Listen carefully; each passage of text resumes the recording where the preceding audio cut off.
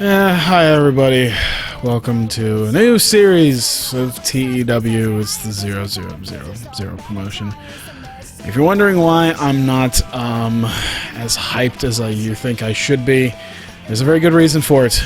I've spent the last hour and a half dealing with this computer, and the fact that best enthusiastic I spent the last hour and a half well, what I first did was I spent the first 20 to 25 minutes explaining everything about this promotion.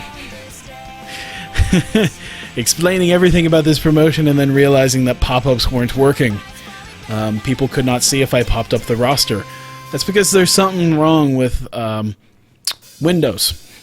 I'm not blaming OBS anymore because I thought there was some issue with OBS.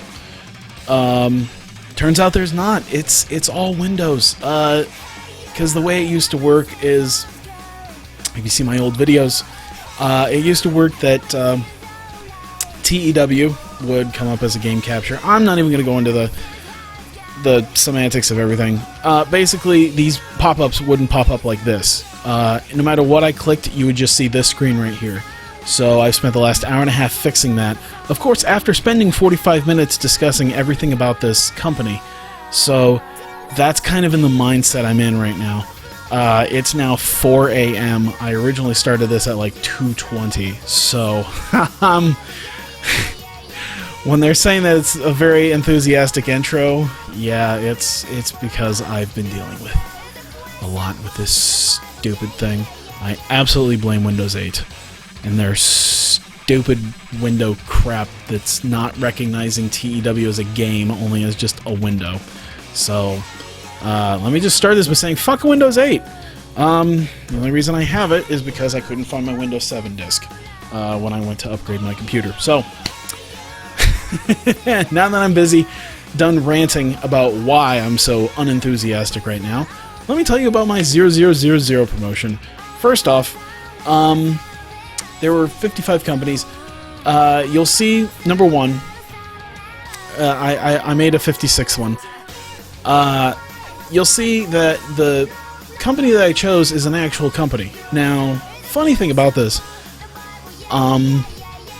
when I went to install this mod, there were a ton of logos for wrestling companies in this mod that... It's a real world mod, September 2015. I think it's T something. God, I can't remember who it was. I'm so sorry, I can't even remember. But it has a ton of logos for a ton of different companies. Of course, they're not all in here, and they have like all the wrestling is fun promotions and all these like somewhat smaller promotions for like local states and stuff like that. And they even had a couple of logos for promotions around here in Iowa.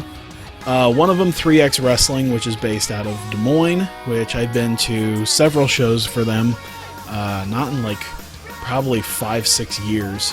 I think the last 3X show I went to, I don't know why I'm ranting and raving about this, the last 3X show I went to was one of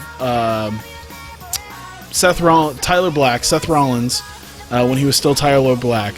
One of his final shows in Iowa, might have been his last show in Iowa that he did before going to WWE. That was the last time I went to a 3X show, to tell you how long it's been. Seth Rollins was still Tyler Black, and it was one of his last shows before going to WWE. The other one, not quite as local, because it's Omaha, so it's technically Nebraska, but it's Omaha's practically it's literally the other side of the river from Iowa, is this Magnum Pro Wrestling. And I decided I was going to pick Magnum Pro Wrestling to do the 0000. By the way, the 0000 is 0 money, 0 prestige, 0 momentum, and 0 popularity. So I got nothing for that. Which, by the way, the real Magnum Pro Wrestling actually draws a few hundred people now for their shows in Omaha.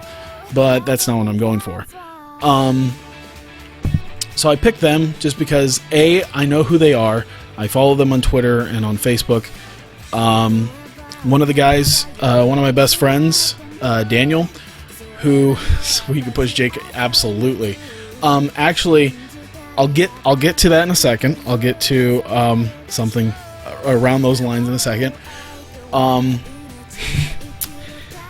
The big reason, because number one, I know who they are. Number two, I've been to their shows. Number three, my buddy Daniel actually for a little bit worked with them, and they were going to continue. He was going to continue working with them before he ended up moving to Minnesota.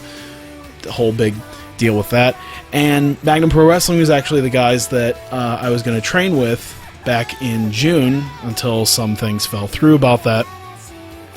Just had a few things fall through with scheduling conflicts and such, but I was actually going to train with them over the summer. I actually would have been done actually, I think tomorrow. Like today, technically, because I think it started like, let's see, June, July, August. Yeah, I think tomorrow is technically the last day that they're doing training. I would have been done tomorrow. I won't think about that too much. I mean, I'll get to there. I'll get to actually training eventually, but yeah. So yeah, I picked them, and so with the 000 promotion, I'm trying to figure out what train of thought I was going with this. So I picked them because I wanted to try to build them up into something. I have nobody on the roster right now, just my character, and they make the player character basically nothing. Absolutely nothing, except I get a 50 reputation, so I'm basically useless. I have to find people to help me not be useless, to build people around this. So for a very local promotion here, you need minimum of 12 wrestlers, minimum of 12 active wrestlers. It's best you have, well, you need a referee, you need a road agent, and you need an announcer. I don't think you technically need an announcer, but I'm gonna get one referee, one announcer, and one road agent. And I think rather than having the guys in the match be the road agent, because I could technically do that, where it's like who's the road agent for this match? Well, it's going to be one of the guys in the match. You know, that will be one of the deals there. The reason why I'm getting on to that as well. So I got 0 people. I'm going to have, I think, a little more than 12. I'll see if I can put this up here. I need to open it up. I have a list, and I'm gonna move this to the side here so it doesn't completely capture the window. I have a list of people, because what I did a couple of days ago is I played through a month. I actually booked one show. I'll be doing one show a month. I booked one show and managed to make a little bit of money. I have a pretty set limit here with about $8,600 in sponsorship income, because I'm not gonna get it with tickets right now, and I'm not gonna get it with merchandise or anything like that. It's basically pure sponsorship money. So I look at this as the absolute hard cap. And when I had gotten my people, there were a few people that I think in that first dry run that I'm not going to get this time. But as far as cheap announcer, cheap referee, and cheap road agent, I pretty much got who I want. And then I have some wrestlers, some that you've maybe heard of, some that you haven't ever heard of, and then some that you're going to surprisingly hear of, and then you're going to be like, wow, I don't think realistically you could book them for $300. Like, well, that's just the way it works in this game. So yeah, I have one title right now, the Magnum Pro Heavyweight title. I believe I have a retired belt, if I remember right. I have a women's title that I created. It's retired right now because right now I'm not going to worry about women. I have an idea for them. Once I start getting some money, I'm going to import a couple of women every other month or so to put on like a women's title match. So it'll be like I put on 2 women, and then find someone that I want to continue booking, make them the champion, and then every couple months or so, I'll bring them in and have a challenger face them. And I can probably keep going like that. So the way I have it right now is I have one show that I'm going to be doing a month. It says Saturday week 4. That's probably going to change because based on who I get, that's probably not going to be a day I'm going to be able to run a show. Probably not going to be able to run a Saturday with some of the people that I get. And you'll see why, because some of these people, you're going to be like, oh wow, that's a good pickup for this. So I tried to have decent wrestlers. I guess I'll do the product real quick as well. It's mostly wrestling, as you can see, 80% for the event. Not a lot of much of anything. It's medium in traditional and modern, which helps rate performance more than popularity, which is basically like, it's almost like having Ring of Honor. Like, there's a little bit of Lucha Libre and Pure, and a little bit of cult and mainstream. Like, there's a little bit of everything. It's all kind of sprinkled in, but there's no direct, like, taste. Like, so it's just a whole smorgasbord of a little bit of things that allows people to not have to care about characters or gimmicks. They won't like highly risky gimmicks. It's favorable towards getting sponsorship. Won't be rocked by industry changes. And the best part, especially for something that I'm only running once a month, I'm not required to run any storylines. They won't give a shit if I don't run any storylines. I'm going to run a couple, just because I'm going to have a little bit of continuity with some of the matches that I put on. But they're not going to force me to be like, you better have 3 storylines that are at least a C, or else you are completely screwed. So that's basically where I'm at. It'll be really fun after the first couple of days to see who ends up getting fired.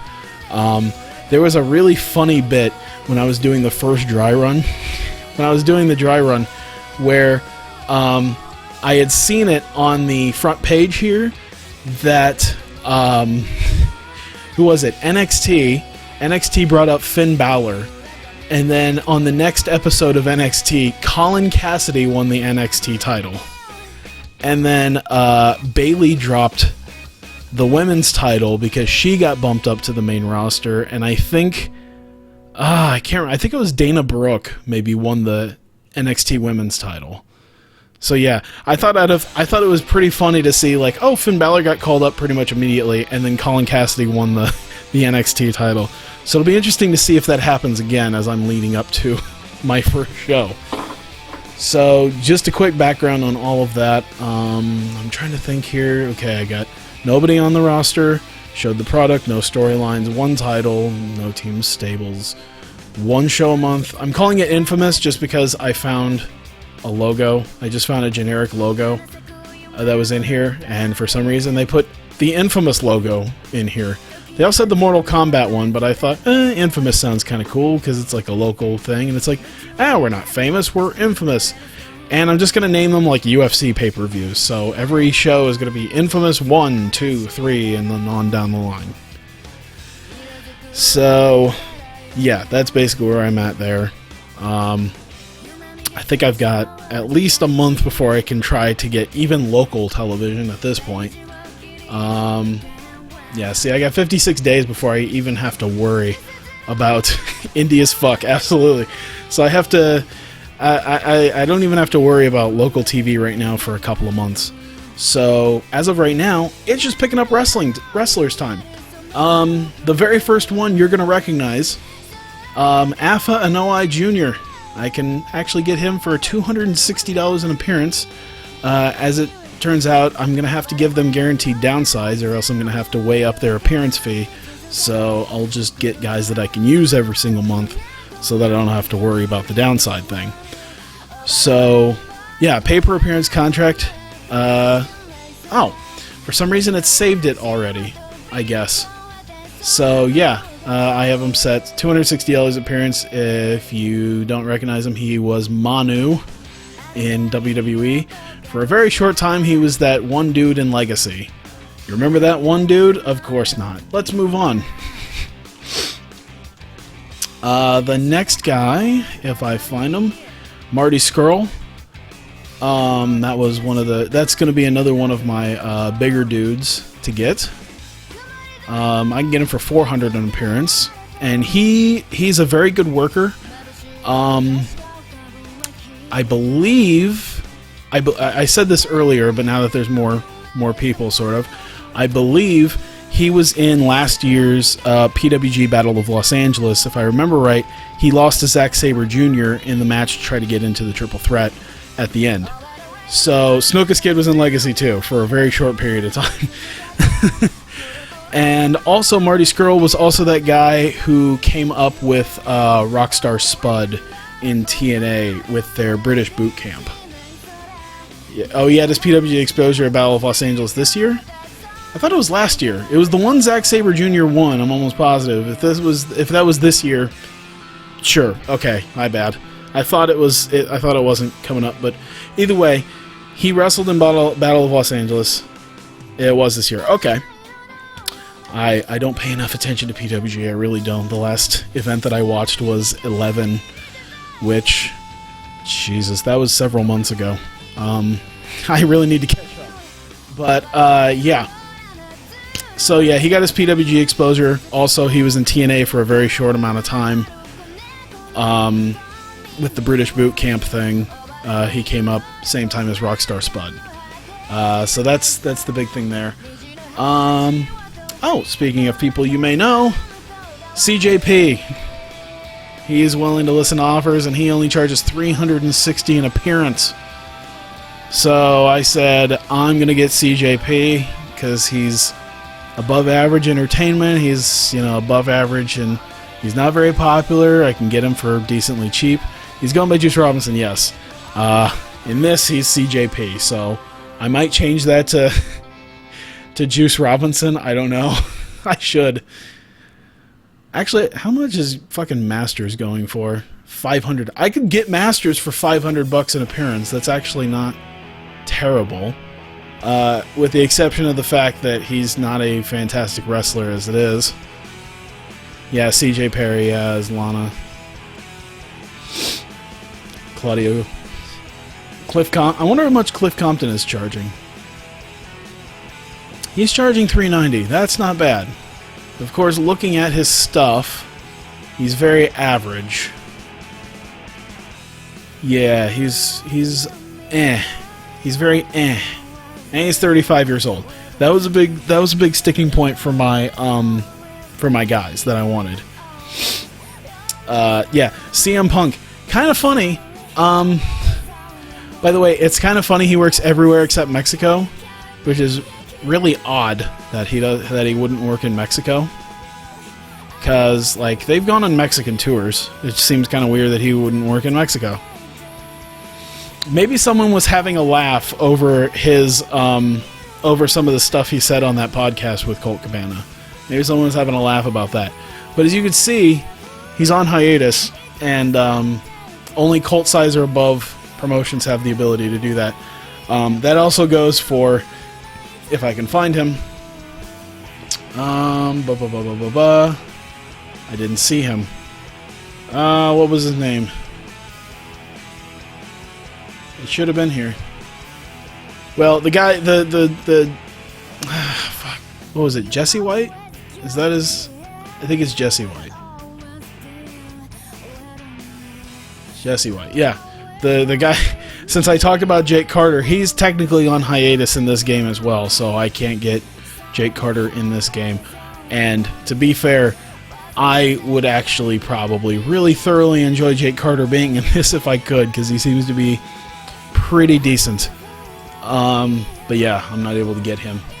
Probably one of the big... So, like I said, the big sticking point is to get young guys. I think the oldest guy, the oldest active wrestler I picked up was Manu at 30, because I had a hard cap at 30. And it just kind of goes down from there. Speaking of young guys who are decently well known, the next guy is Zack Sabre Jr. So I don't know, this is kind of technically cheating, but I found guys that I used, and I can get Zack Sabre Jr. for $330 a month, which is highly unrealistic. I can guarantee you, he is not charging no $330 for any bumfuck promotion anymore. I will tell you that much. I'm almost guaranteeing you it's probably closer to $1,000. Oh my god, I haven't. I didn't even see that I didn't even see that I could pick her up. Actually, I kind of want to see how much she'd charge. $230. Can she do anything? Probably not. Boy, would that be fun. Now that I think about it, that would be a lot of fun. That was one guy that that was one person I did not think about. But now that I think about it, Zarza House, a true student. Well, that doesn't help me. That doesn't mean much of anything to me. I don't know of anyone who's been trained by Truth Martini that is like a great wrestler or anything. But either way, let me see here. After that, see, I'm thinking about cutting certain people here. I believe it was... Oh, he's unemployed. I wonder how much he goes for. Oh, he's on hiatus. Alex Kozlov's on hiatus. Great. Alex Reynolds. Oh yeah, it's his entertainment value that I really wanted, as well as his wrestling prowess. Alex Reynolds was the guy that I was going to pick up. He's only $380 an appearance, so I figured that's not too bad. Let me just grab him there. PWG, CZW, AIW. For some reason, he's not ringing a bell with anything. He's working on these different top indie promotions, and Alex Reynolds just not ringing a bell for some reason. I don't know why. I feel that's really weird. Like, I should know who that is, and I don't. But either way.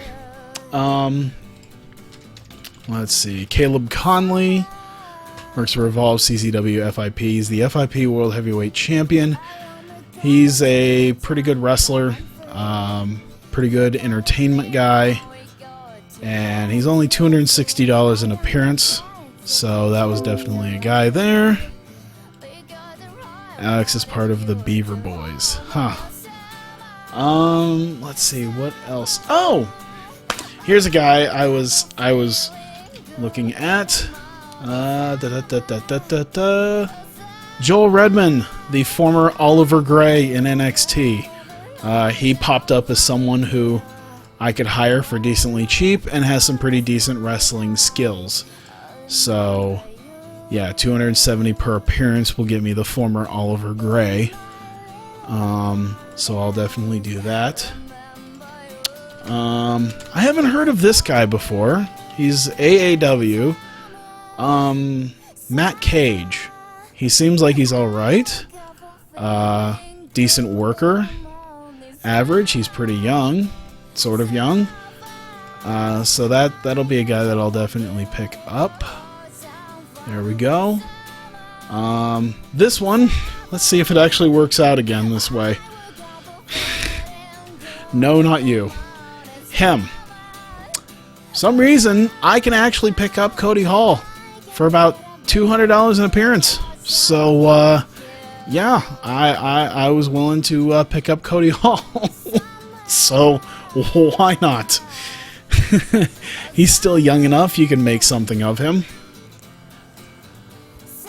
And it doesn't cost extra, I think, to like fly him back out to America for one show in front of 15 people and then fly him back out to Japan. So, there you go. Yes, another one. Amasis. The other one was expensive. He's cheaper and a great wrestler. So, Amasis was another guy. $390 per appearance, but you know what? For the skills that he brings to the table, I'm willing to go $390 for Amasis. I feel like I should have Ophidian, but if I remember right, he charges like a lot more for some odd reason. $430. Yeah, he's not a lot more, but more. I have a hard cap at $400 for my wrestlers. So maybe when I get a little bit more money, I might consider it. But for some reason, I can get Amasis. Ophidian just out of my price range. Let me see here. Mark Sherman. I have no idea who this dude is. I have never seen him before. Unfortunately, I'm sure there will be someone who's maybe watching this and saying, I know exactly who that is. How the hell can you not know who it is? Well, he's a young guy. He's got some he's got some mic skills to him. He's got a little bit of he's actually got very strong characters that I can use him as a great comedy babyface. He looks like fucking Colt Cabana a little bit. That's that one guy Sasha wanted for Tough Enough? Okay. Well, that makes me feel even better about picking out Mark Sherman for $2.90 a month. To be fair, that makes sense now that I think about it, because it says, oh, he's New England Championship Wrestling, so he's around the New England Pro Wrestling Academy. I don't know where Sasha trained exactly, but I'm assuming he's the Boston area, and I'm sure... Oh, I bet you she's not under Sasha. Mercedes KB? Yes. Does it say where she was? Chaotic Wrestling. I think that's where that dude was from. I think, yeah, he's working for Chaotic Wrestling as well. So, yeah, of course he would. So, yeah, he's probably worked with her. She probably knows exactly who he is, and they're probably good friends. Let me see. Who the hell else? Oh, boy. The Big O. Also known as Zack Ryder's very large friend from the... Z True Long Island Story. He's only $230 a month. He's an alright wrestler. He's got some decent mic skills to him, and he can play a very strong babyface or heel, especially as a brute. So, why not? Oh boy, I bet you I couldn't get T-Hawk, could I? Oh, see, I'd have to be international size or through talent trades or whatever. Oh yeah, he only works Mexico and Japan. I wonder how much Teddy Hart charges. Oh, I'm too small for him. I gotcha. I didn't even fucking want him anyway. I just wanted to see if he wanted to... how much he would charge. Fuck you, Teddy Hart. Didn't fucking want you anyway. This one's always pretty cool for me. Not Shane Douglas. I wonder how much he charges, though. $1,300. Fuck you. Shane Helms. Shane Helms charges $780. That's not bad. Of course, he's a road agent, but he could also wrestle. Oh my god. Oh, he's on hiatus.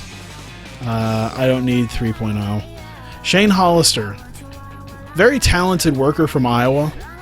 He doesn't charge a lot. Well, he charges $380, so that's close to the max, but for a guy like Shane Hollister, you know, I'm willing to definitely put him in there. I feel he's worth it. He's got great entertainment ability, great in-ring ability. That all makes great sense for him. So I'm definitely willing to do that. Oh boy, another decently known guy, sort of, if you watch Ring of Honor, Colby Corino. I don't think he's much in the way of hardly anything.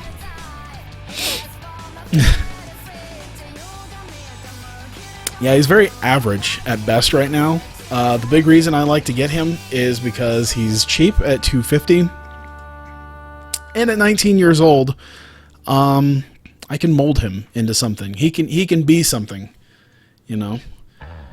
Let me see, who the hell else? What was it? Oh my god. Fucking, what's his nuts? Lucky Cannon. Oh my god, I wasn't gonna bring him back. I just sort of noticed him and was like, Lucky Cannon? I consider Johnny Gargano, but he charges a lot. Well, 500 is not bad. But, maybe later. But as they say, you're too small and you're probably... Yeah, I know.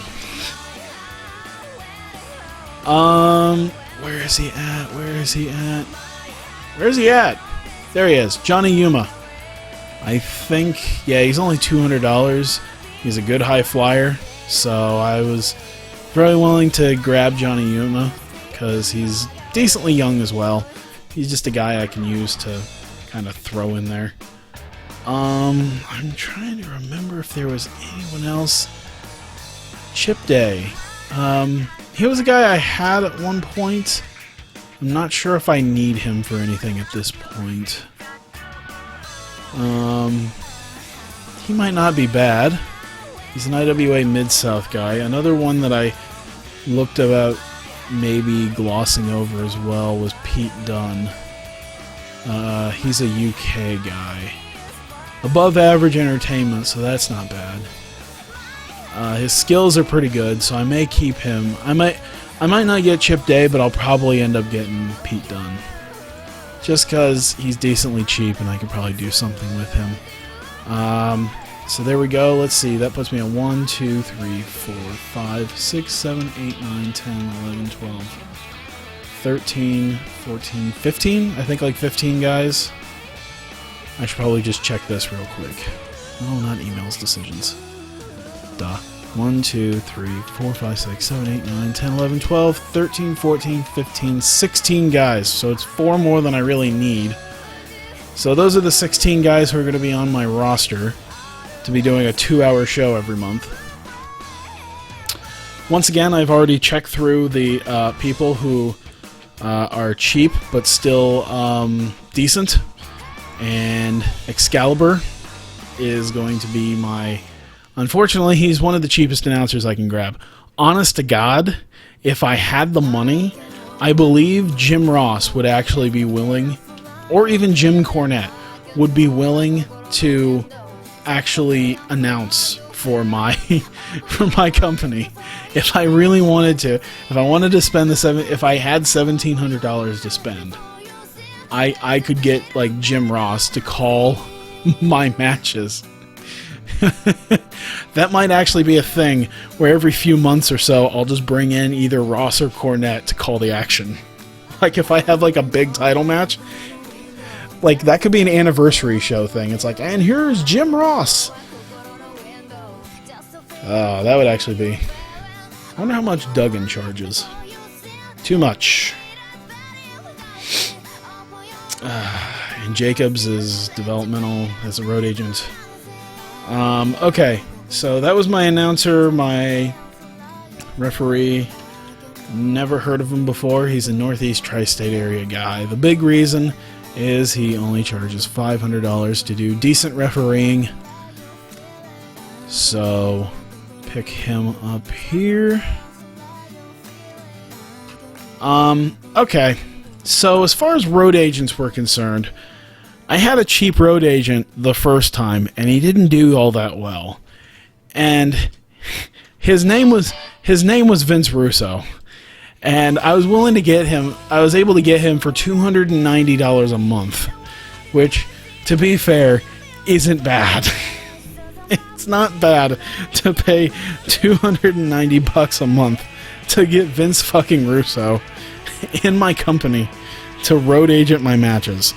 They all kind of turned out like crap, but for a F-0 popularity, it might be worth just getting him. It was really interesting. If I can get here, if I can make this happen, the people who are unemployed, who can work in the USA, not having to worry about that or that. I'm looking for a... What was I looking for? A road agent to hire who is at least, in terms of skill, decent. I believe I was looking for Respect. I believe Respect is the thing I was looking for, because that's one of the big things about that's one of the big things about that. There we go. Psychology and Respect. It's amazing the people I could technically get for this. Okay, so when I take Psychology out, I want to see if I can do this again, because I've done this before. Okay, it didn't come up. Let's do Not Awful then. There you go.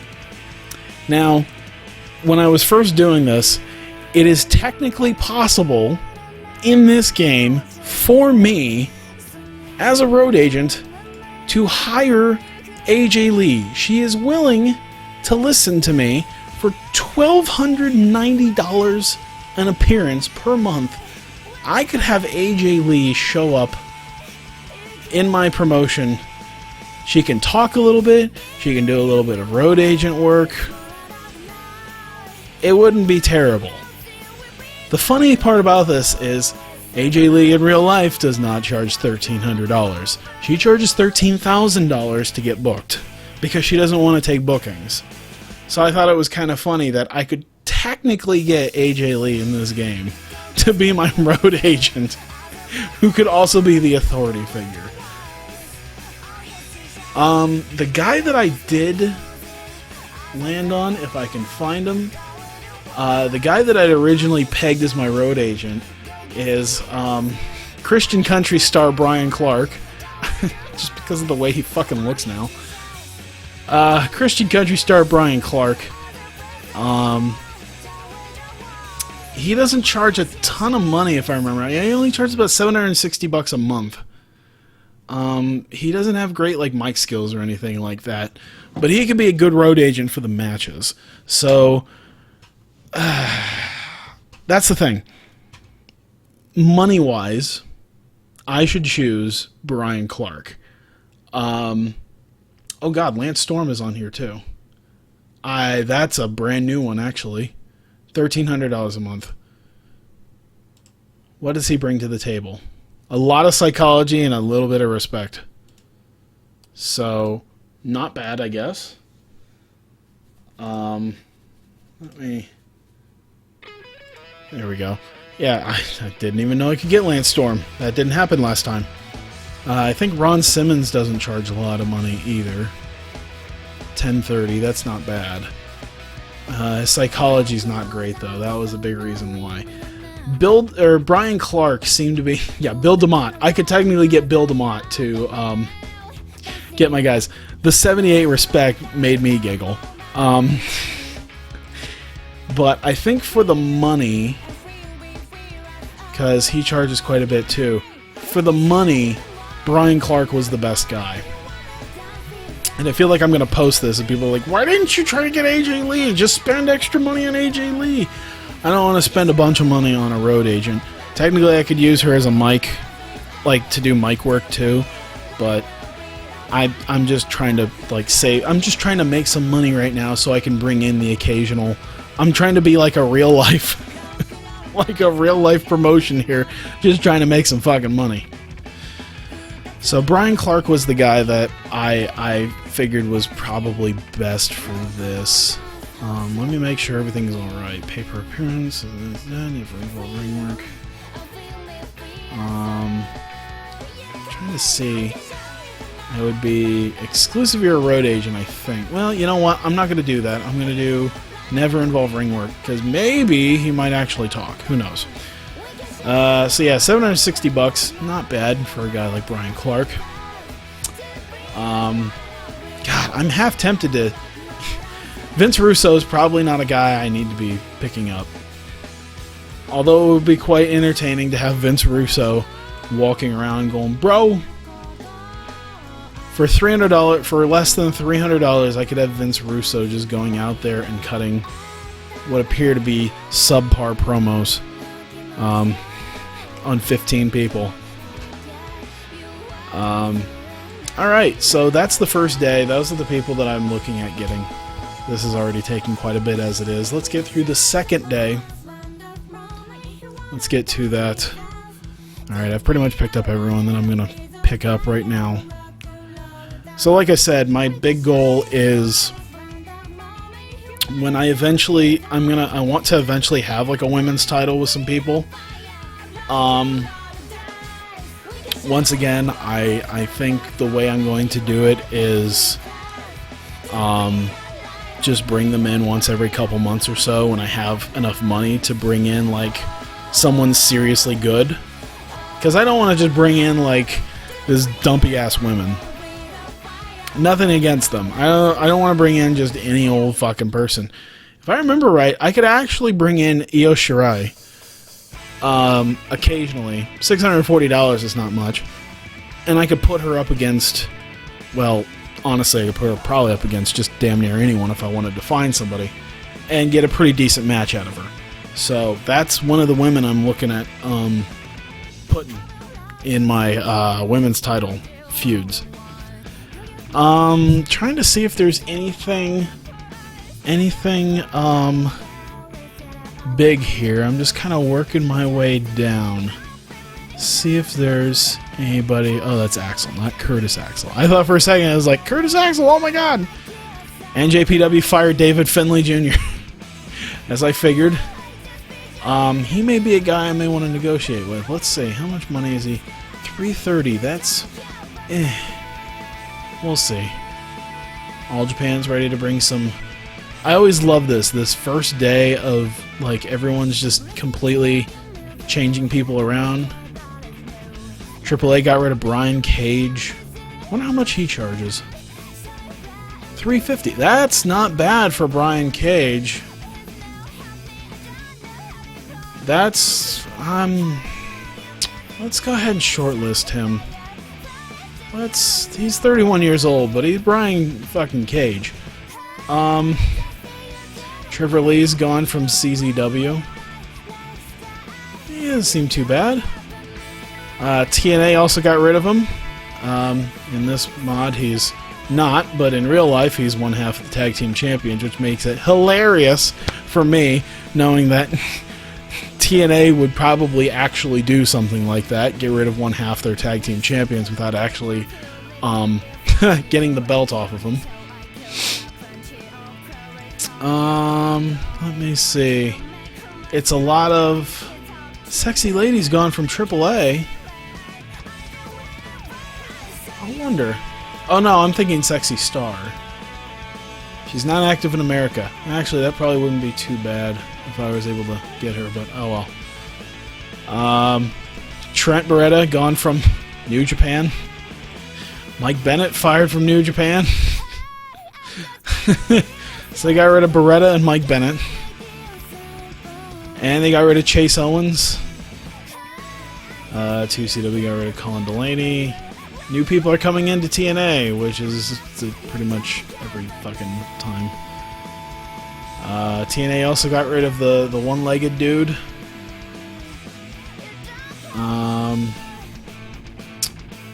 Let's see. CZW got rid of the Alex Reynolds dude. Let's see. TNA got rid of fucking Taryn Terrell. That's funny. What happened to your women's division? We got the Dollhouse now. Fuck it. They got rid of Brooke Tessmacher too.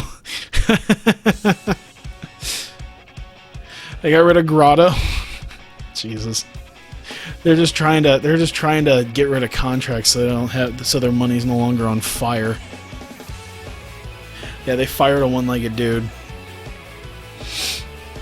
A lot of people gone from CZW and 2CW. 2CW got rid of Dalton Castle. Dude. Okay, how much does he charge? He charges $240 a month.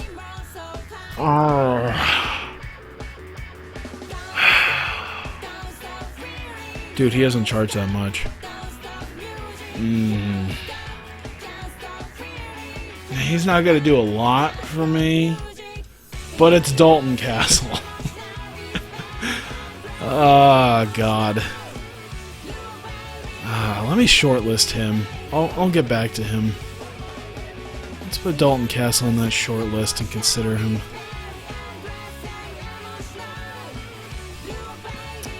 He fired Mandrews. Is that what they called him at that point? Cody Hall's gone from New Japan. Well, look at that. I'm the only person who's going to be... I'm sure he's going to want to work with me now. 2CW got rid of Gregory Iron. Wow. TNA got rid of a one-legged man, and 2CW got rid of a guy with cerebral palsy. Good job. Well, how much he charges? $220. That's not bad, actually. God damn, maybe I'm picking all the wrong people. Pick these people that I don't fucking need, and then I could bring in, like, Gregory Iron and fucking Dalton Castle. I could have myself a pretty badass roster, to be completely honest. Maybe I should pass on some of these lesser dudes where it's like, I don't need you. I'm gonna have Dalton Castle and Gregory Iron. So yeah, let's go ahead. This should be the day that I start getting people flooding in. Being like, yeah, sure.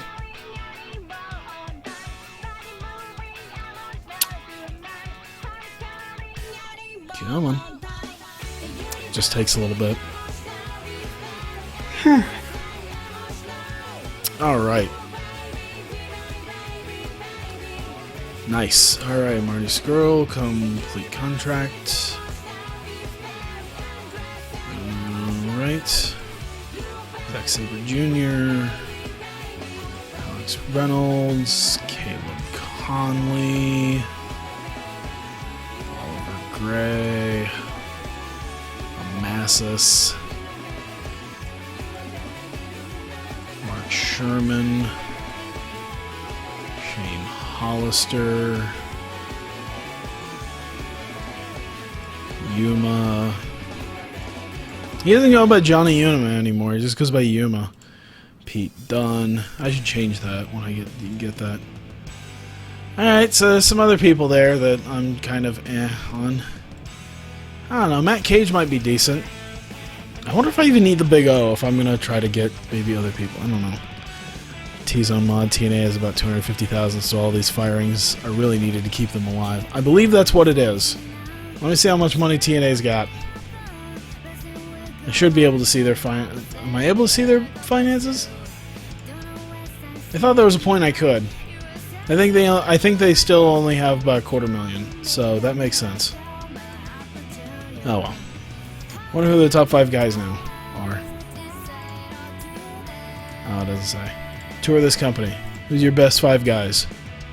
Angle, Lashley, fucking creepy ass Hardy, Rude, and the other Hardy. Makes sense. I see in the editor. Yeah, I'm sure this is. I believe T-Zone. Yeah, it was T something. So yeah, it must be T-Zone.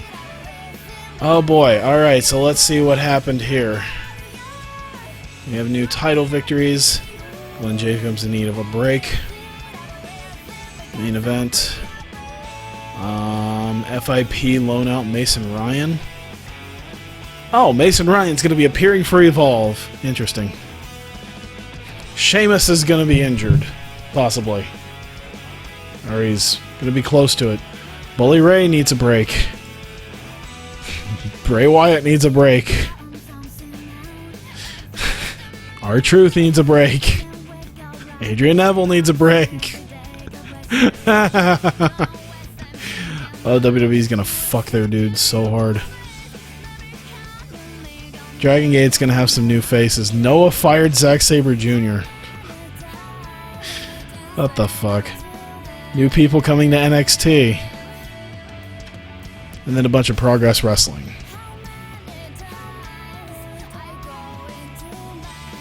Bray is injured right now, so that may... Oh!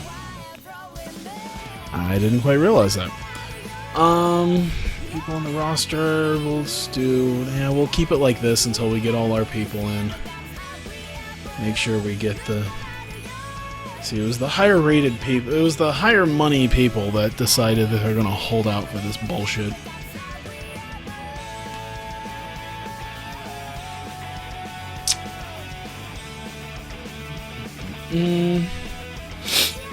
Alright. Dalton Castle was released by Ring of Honor. Gregory Iron was released by AAW. You heartless bastards. Alright, I think that's everyone else. Yep.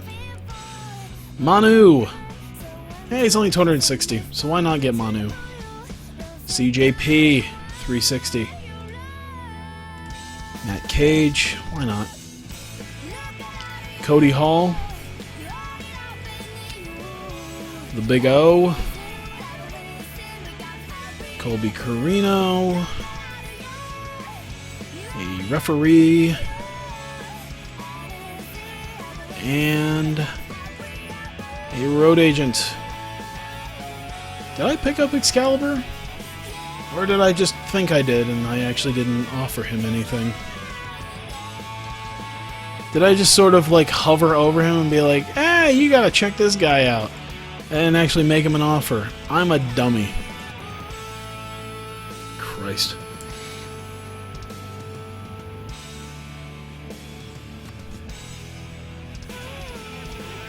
kinda need a commentator. Oh, emails. What happened? Mark Sherman was released by Beyond. Jesus Christ. CMLL starting to get rid of people. Freedoms, new champion in Noah. Evolve got rid of Andrew Everett. Wonder how much he charges. $520. $520? I guess, because of his skill set, but fuck. Bellatrix. Oh no, Bellatrix thing. Oh no, Pinky Sanchez is gone from Beyond. Beyond fire Joey Ryan. AJBW set their sights. Trevor Lee's gone from Beyond. Did he just get fired from like everybody? But oh my god, only PWG is the only one who's. Yeah, Trevor Lee gone from Evolve. Oh my god. Jesus Christ. I'm trying to see if there's anybody else. Why does Dan Barry make me think of? I don't know, he sounded familiar. CMLL fired. Oh, that's a different guy. Nick Gage fired. Well, real life he's in jail anyway, so who cares? Mark Tremont. That name sounds kind of familiar too, so. Beyond got rid of a lot of people. They got rid of Sugar Dunkerton. I don't know how much he charges. $480.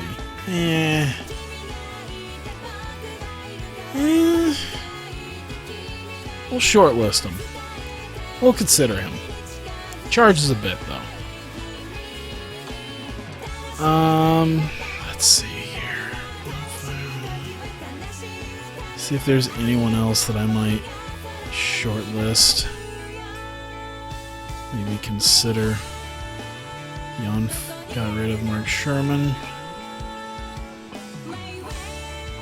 Wow. Dude, Beyond had a big-ass roster, didn't they? Holy shit. Hey there, crazy.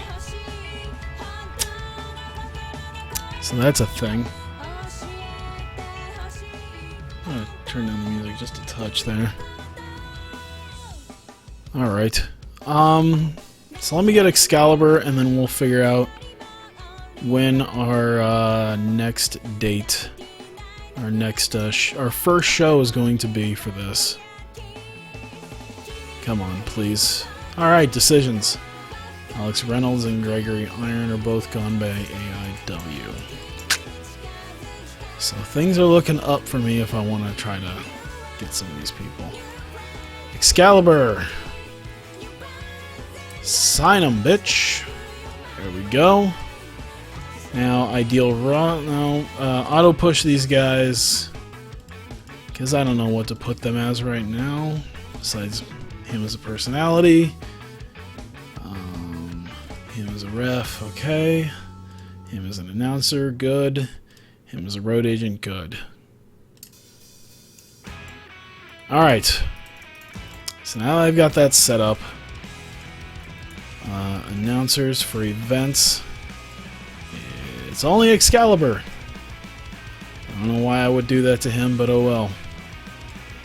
There's no experience with him doing it by himself. Oh well.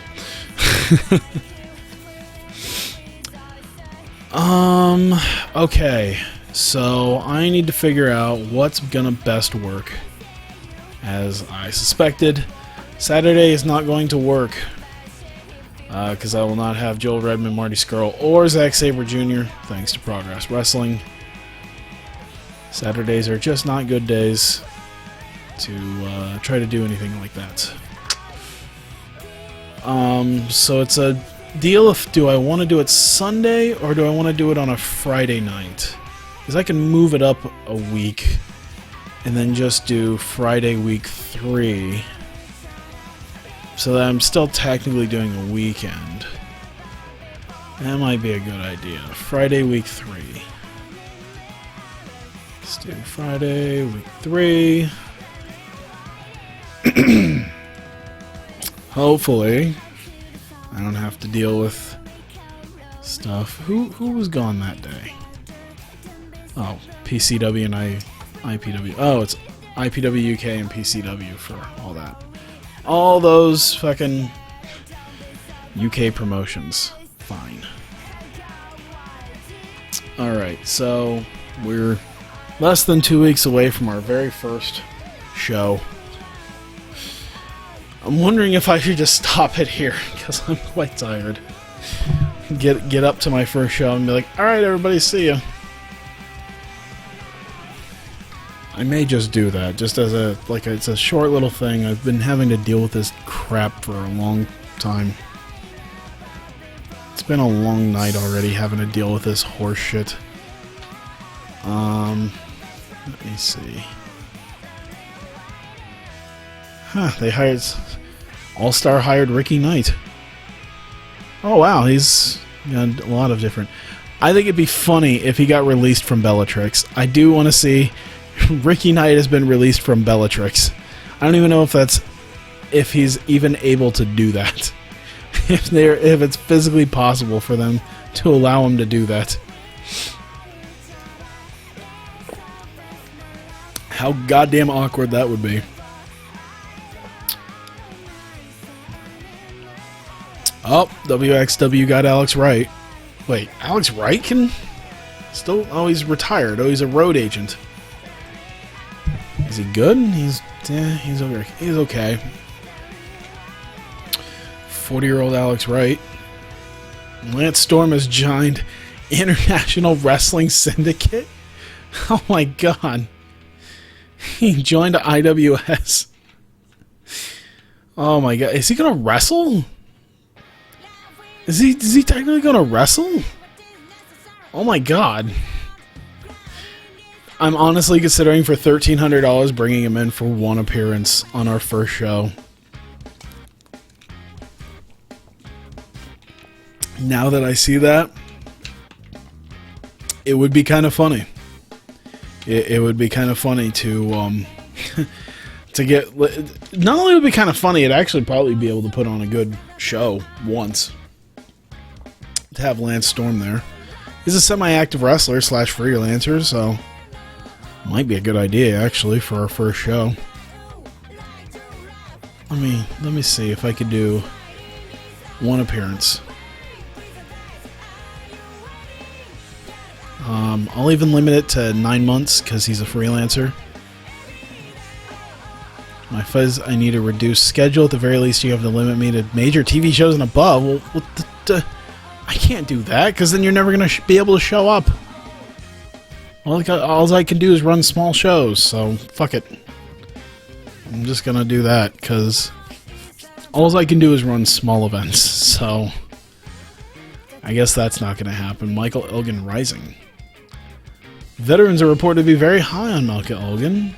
He's hardly a household name at the moment. Some of the biggest, most respected names have said he's one of the few picks to be a breakout star in the next few years. Are your events and A shows? Well, see, that's the thing, is when I see TV shows and above, I'm thinking for a small... I'm thinking that because it's considered a small event that he wouldn't actually be able to do it. I don't know. Chaotic Wrestling signed Jim Ross. Insanity. Jim Cornette to... I've never heard of QOC. What the hell is QOC? Queens of Combat. Oh boy. So, Jim Cornette is what? A fucking... He's a road agent? I think Jim Cornette's a road agent for... Yeah, a road agent for Queens of Combat. Superstars. Mark Andrews did a shoot interview. BB Hulk joined Inoki's thing.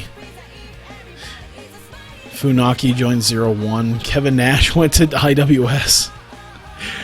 This is all kind of funny, actually, just to see. Inoki Genome Federation got Masato Tanaka as well.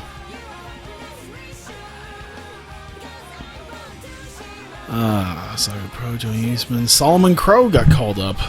Well, we didn't even get to see him win the NXT title because he got called up. I wonder, did anyone else Did anyone else in NXT get called up yet? Can I look at NXT and see if someone got called up? Let's see. Titles. Titles are still good.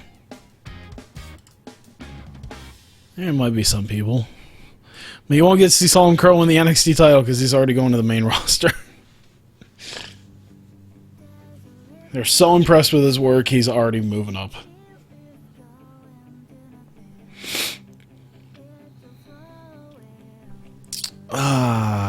Jim Ross joined Queens of Combat. Wow. Queens of Combat's really getting NXT signed Ted DiBiase Sr.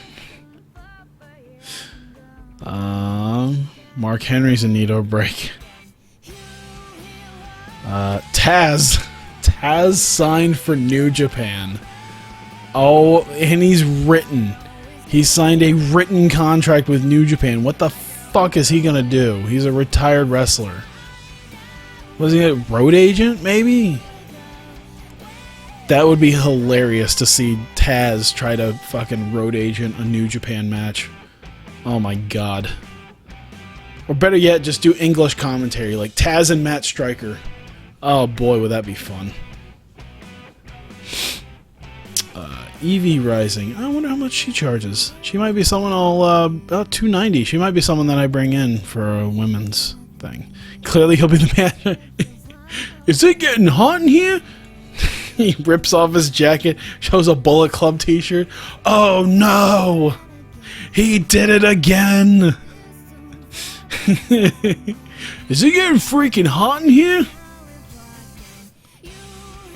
Corey Graves got called up. What the fuck? Okay, good. At least he's a retired wrestler. Dude, I want to see where he's going to be in color commentary. Oh my god, have they figured out their color commentary situation? Is that a thing I can look at? Damn it, I really wish I could see what their what their commentary situation looks like now that they brought up fucking Corey Graves. Layla joined Noah? What the fuck? She's retired, so what is she going to be doing? Manager? Road agent? I love this. Yes, it's aces and eights all over again. My god. No thigh slapping here, folks. Oh, she's the one that's Nia Jax, isn't she? Trent did a new shoot interview has been released, apparently taped just days after his release from New Japan. He repeatedly slams New Japan, but he pulls no punches when it comes to his dislike for Geto. for Geto. The interview is a must-watch for New Japan fans.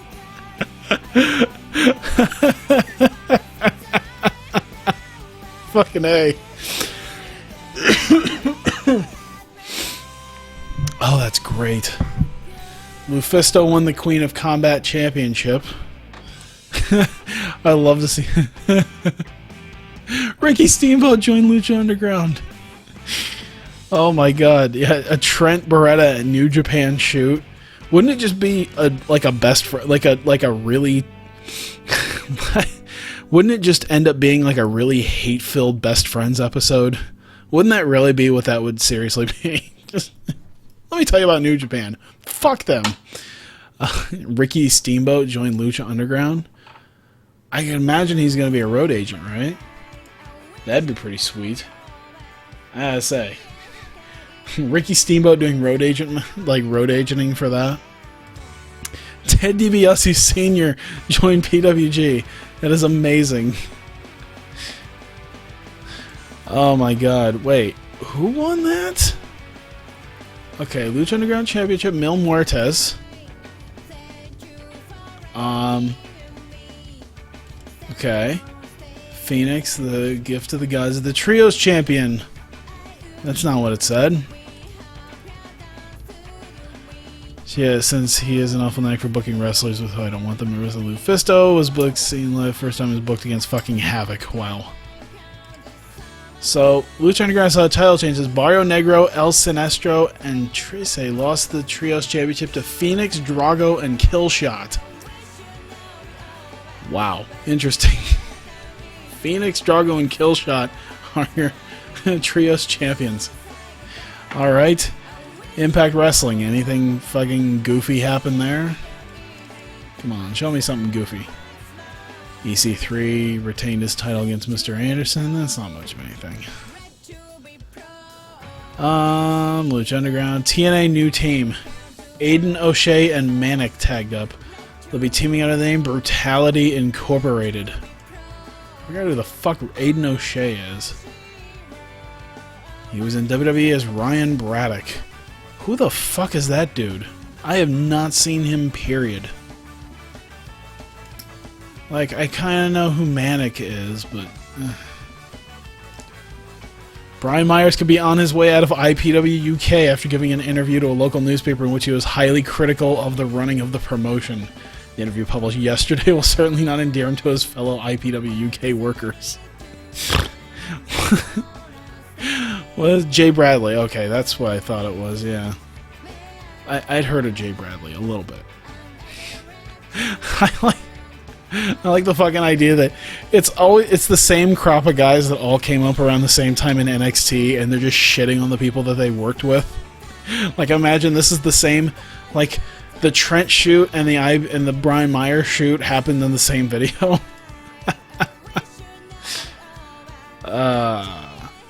Lucha Underground, Son of Havoc and Blue Demon Jr. are a team. They'll be working under the name The Wow Factor.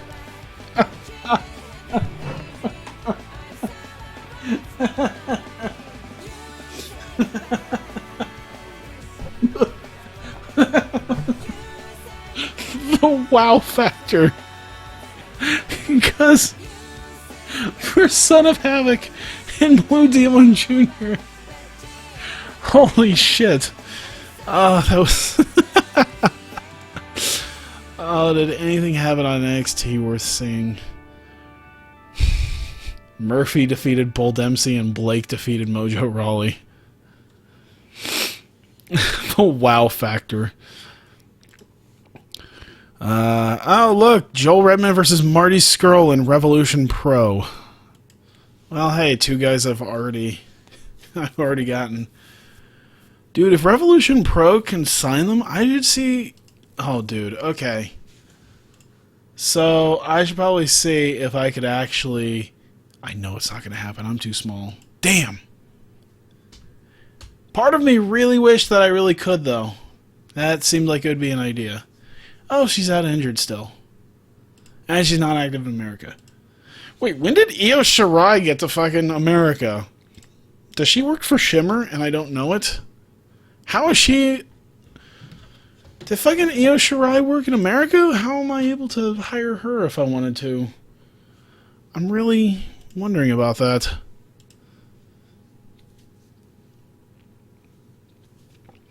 Yeah, either way. Yeah, see, I love seeing some of this. Some of these new things, just to see.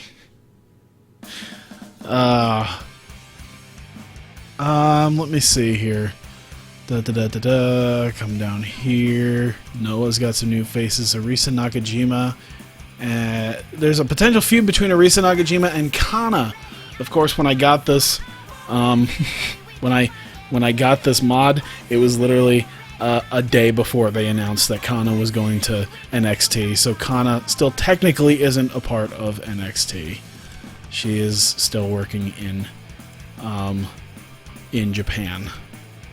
So that's a thing. New NXT faces looking to bolster their roster. At least one contract being offered, unless I would love to see who the hell they're going to get for NXT. And PWG. I want to see who they're going to get for PWG. Layla joined... What the fuck? Where the fuck is Layla working? Oh, Sendai Girls Pro Wrestling. She's working... What is... Layla... Layla gets fired by WWE, and she decides she's gonna go, like, become a fucking Japanese Joshi. Look at it. Noah DDT and fucking Sendai Girls. What the fuck? Like... That's kind of amazing, really. Where she's like, I want to be a retired wrestler, but I'm going to make my name in Japan now. I'm going to work for Noah DDT You know what's going to happen in like 3 days? I'm going to see like NJPW has signed Layla L. Like, the fuck? And then she goes to, and then Layla shows up at a New Japan show, rips off her shirt. She's got a Bullet Club tank top on. Because that's what they do to every fucking, every goddamn gaijin has to be a New Japan, or a fucking Bullet Club guy. Chris Sabin won the AAW heavyweight title. Dragon Gate, I don't know if anything happened in Dragon Gate worth mentioning at all. I don't know. It doesn't seem like any titles changed. Yeah. That's a pretty good B-, not too bad. Ted DiBiase Jr. joined Shimmer. So, Ricky Steamboat's going to PWG. He's going to be a road agent for PWG and Lucha Underground. Everyone's going to be able to... Breaking news, Flamita still sucks. Oh, did Flamita... Oh, I thought for a second, I'm like, how did Flamita lose somewhere? Oh my god. She read a book about Japan and fell in love with the place. She retired just to get out of her WWE. She became good friends with Finn Balor, and he was telling her all about Japan. She decided that she was going to go to Japan.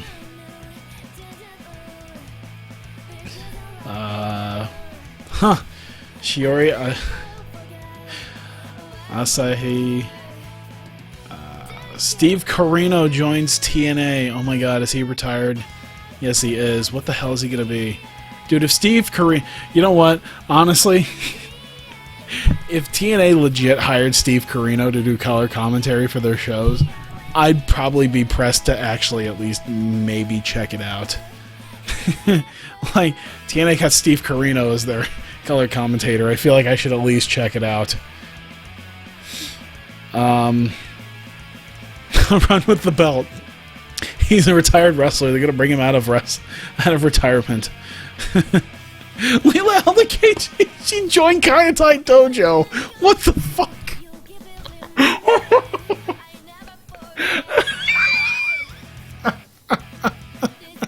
Dude, Layla got fucking released by WWE. She just keeps showing up in new Japanese promotions. What the fuck? Layla's totally gonna make her name in Japan now. She has no popularity there, but she's gonna make her. Damn it, she's gonna make her name in Japan as a manager. Oh my god. Oh man. Okay, is there? Was she join? She gonna join 0-1, Wrestle 1, All Japan? I'm ready for the next Layla L promotion that she's gonna join in Japan. I can't wait for her to show up at Dragon Gate.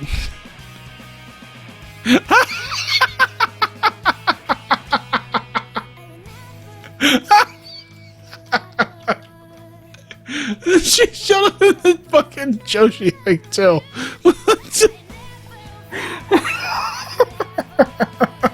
My fucking god. Look at that. 1, 2, 3, 4, 5 fucking promotions. Holy shit. She's set to be a fucking Japanese legend. Oh my god. She'll be the next Ghana. Japan loves Layla for some reason. Oh my god. CMLL heavyweight title changed hands. LA Park became the new champion. Soccer Pro Ted DiBiase to C4. People love Ted DiBiase, man. He's getting a lot of pay-per appearance stuff. Fucking Layla in Japan. Oh my god. Alright. We're still going on. Let's see. We still got, what, 6 days until our show? How many more promotions can Layla L join before our first show? I cannot wait.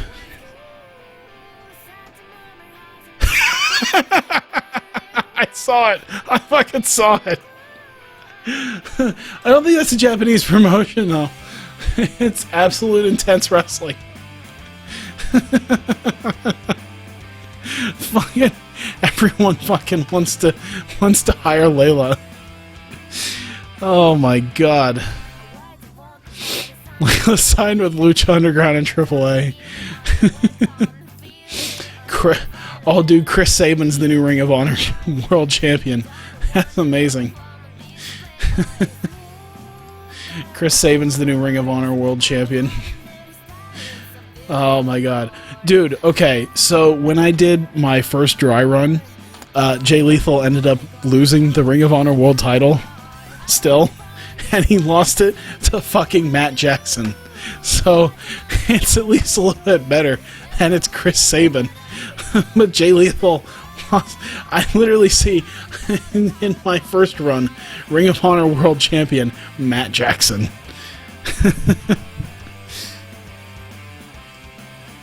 Oh my god. Candice LeRae won the Shimmer Championship. AAA got a new team. Let's see. Chaotic Wrestling. Boy, everyone loves Ted DiBiase Sr. too. He's kind of the underground guy around here too. Ring of Honor Glory by Honor 10. Oh, that was what happened. There was a big title change there. Finn Balor defeated Blake to retain the NXT Heavyweight title. Oh no, I saw something that I really want to check out. Okay, NXT new team. Peyton Royce and Devin Taylor will be a regular team. Their nickname will be the Extremists. I have no idea who Peyton Royce and Devin Taylor are. Okay, that's Devin Taylor. And Peyton Royce was Casey Cassidy. Okay.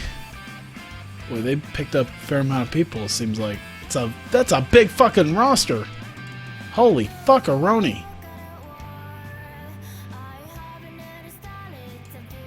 Did they pick up anyone noteworthy? And I could sit here and be like, oh my god, I can't fucking believe it. Kind of wondering now. Like, if there's someone that just, like, shows up out of nowhere and it's like, oh, I didn't know. It's amazing that they picked him up. Oh, well. I don't worry about it right now. Okay, Steve Cutler and Oscar Vasquez tagged up. They'll be teaming as the Ring Generals. Once again, Steve Cutler. Oh, he just recently signed to NXT. In real life, it looks like. Young guy, alright. And Oscar Vasquez, I've never heard of him, though. Oh, he was Magno in fucking TNA. I forgot that they had signed him at some point. Alright, well, that's a thing. They just signed a bunch of weird people. Hey, there's Tommaso Ciampa. The Vadiva of Ring Generals, Army Generals, the third Cutler brother. Let's see. JWT, new NGW feud. TNA are going to be getting some new people, it looked like. Oh boy. WWE called up Renee Young. Well, doesn't that already kind of happened? Once again, Layla signed with another promotion. Alright. Who's Layla going to sign with today? Oh my god. Okay. It's just... my fucking god. Dude. Okay. Fucking Diana. What the fuck is Diana? I don't think I've ever heard of that. Where the fuck is that at? What the fuck is Diana? I have never heard of Diana at all. Ted DiBiase Jr. signed with somebody else. Boy, they really love Ted DiBiase Jr. too, just as much as they love... Oh no. NXT TakeOver Fatal 4-Way. Oh my god, who's the new NXT champion? Alright, let's take bets. Who's going to be the new NXT champion? Oh boy. Who beat Finn Balor? Before we do that, I want to see this. Sexy Star shot on Lucha... Oh my god, she shot on Lucha Underground. She got released and then shot on Lucha Underground. That is fucking great.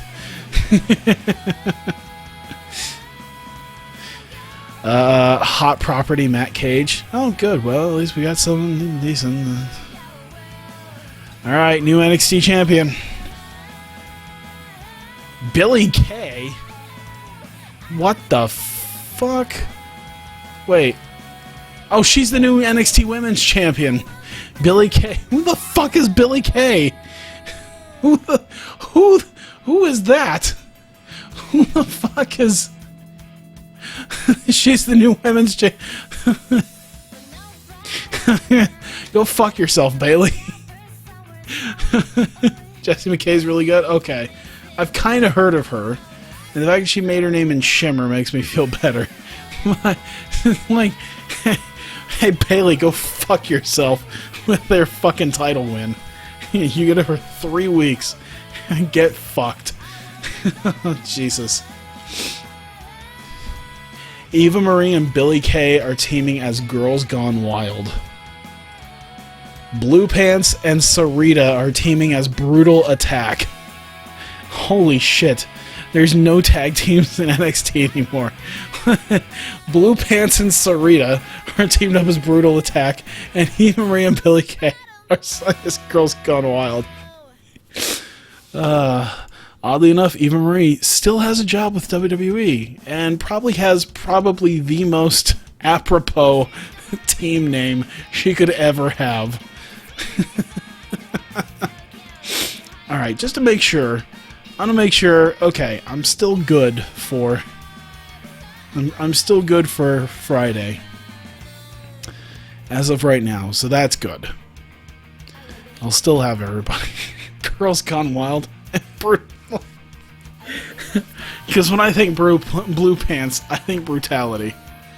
Alright, who signed Ted DiBiase and Layla L this time? Rich Swann, the FIP champion. They had Raw. Ted DiBiase Jr. signed with IWA Mid-South. Oh my god. Oh no. Okay, well, NXT's on Wednesday, and Finn Balor just got called up, so I think we're going to have a new NXT champion. Teddy Hart won the Florida FIP Heritage title. Okay. Incoming for AJPW. Inoki Genome Federation gets T-Hawk. Oh, this is great. I always love the first few weeks of, like, of just throwing people everywhere. Kyle Edwards got called up. Who the fuck is Kyle Edwards? Oh, Arda Ocal. Oh, is that what they named him? What, is Arda Ocal not good enough? Ugh, Kyle Edwards. Can you find a more, like, generic name for him? Fuck.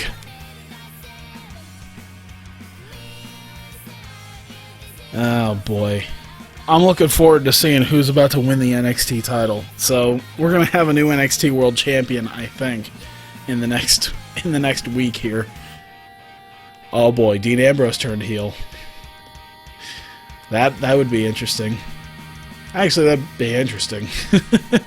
Dean Ambrose turns heel on SmackDown. Let's see. Rampage goes on his way. Dragon Gate. New NXT faces. Oh boy, they hired... Oh my god, look at that fucking huge-ass roster.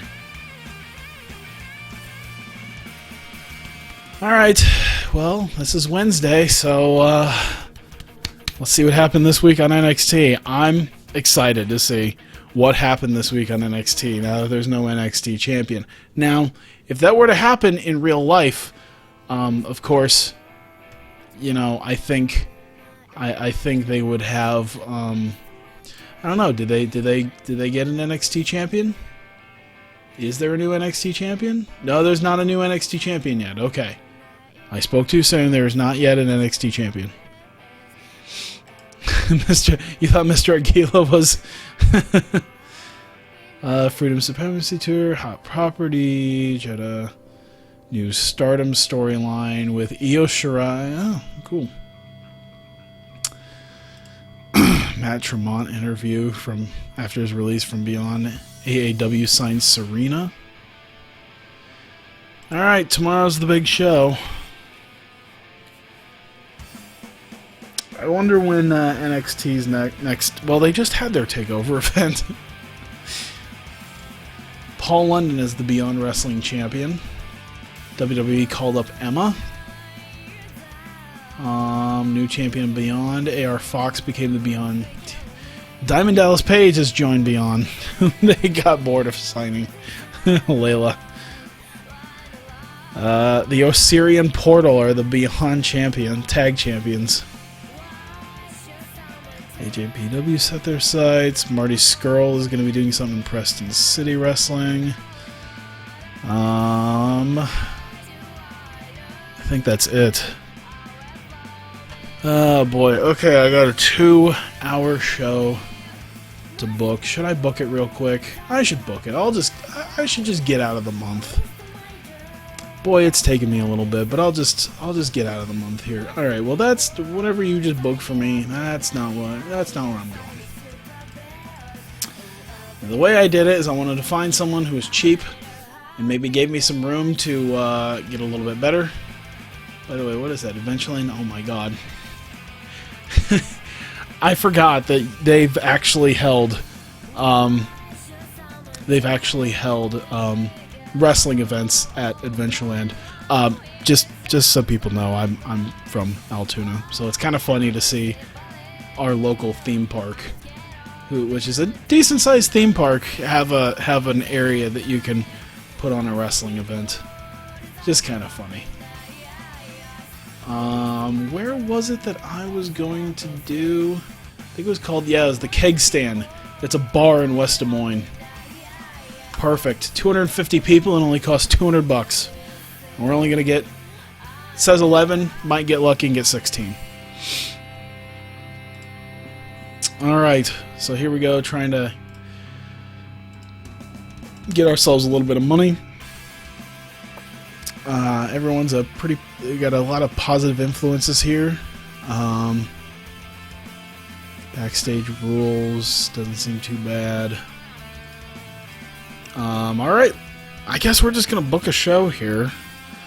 First off, oh boy. So it's about 80% matches, so it's not a huge thing.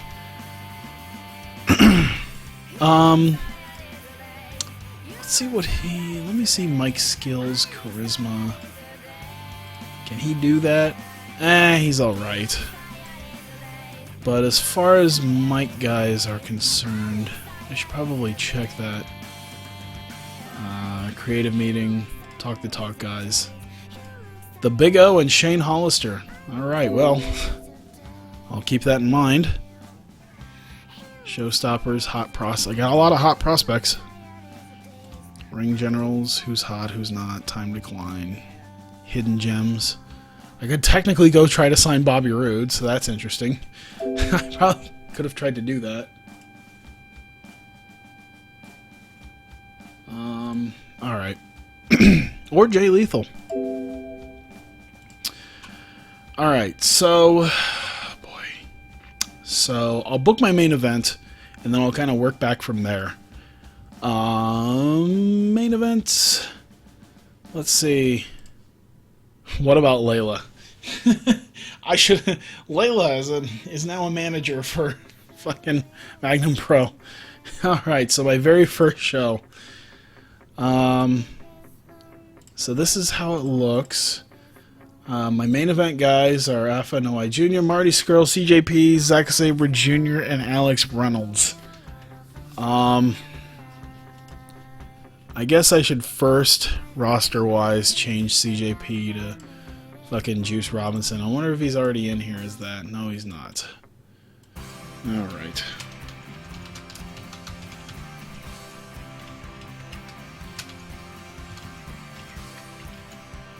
Juice Robinson. Save it as an alter ego. Doesn't even have to be Magnum Pro, just Juice Robinson. That's what it was, right? I'm almost positive that's what it was.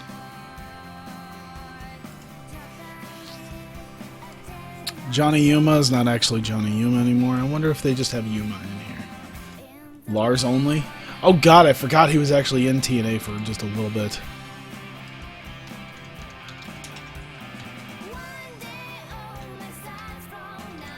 Yuma. Save as an alter ego. There we go. Should team him with Orange Cassidy. Who would do?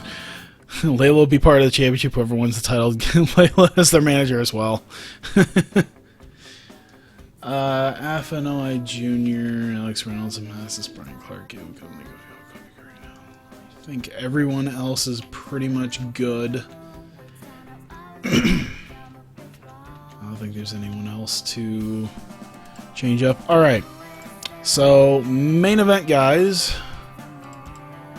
I'm thinking Fatal 4-Way.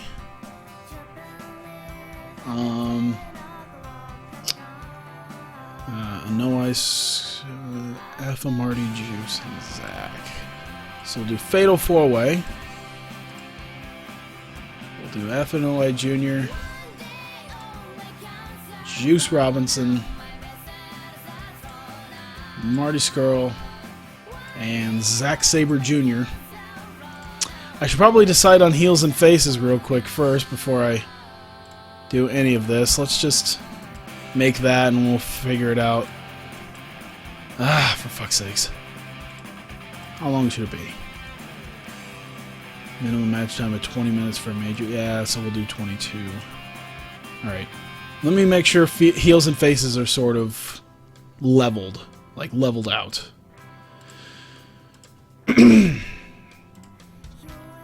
So we got 1, 2, 3, 4, 5, 6, 7, 8, 9, 10, 11, 12 versus 1, 2, 3, 4, 5, 6, 7, 8. 7 when you take out me. 6 when you take out Brian Clark. And the 11 is 10 when you take out him. 9 when you take out Excalibur. So maybe we should change one person. Actually, what the fuck are Cody Hall and Colby Corino doing as faces? What are you doing? What are you doing? Get over there. Alright. Oh, right. I did want to change their gimmicks a little bit as well. Just so it kind of sort of worked for some of them. That's right. I wanted more simple gimmicks. Afanoi Jr.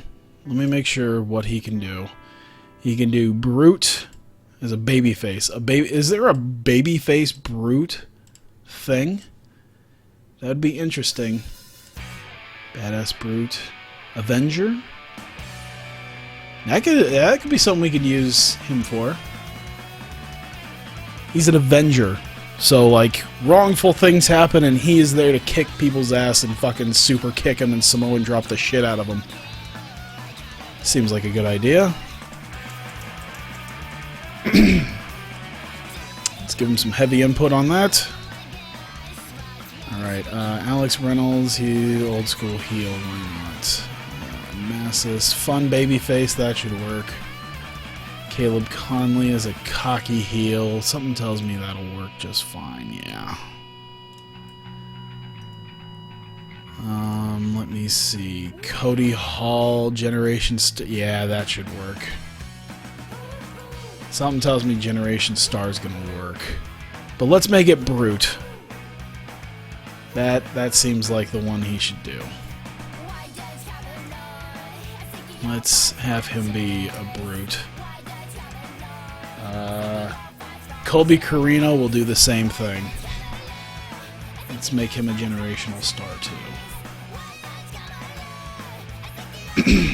He's gonna do Weasel. I think Weasel's one of the better things he can do, right? He's average everywhere, so we'll give him the Weasel one. He's kind of a light, small guy. Why not? I like the idea that he looks all badass and stuff until someone gets into his face, and then he just fucking runs and hides behind Cody Hall. Like, they could totally that could totally be a tag team right there. Fucking Colby Carino's like the fucking tiny little, like, Seth Rollins type guy. It's like, like, poking at them. And then when shit hits the fan, he just fucking hides behind big-ass Cody Hall.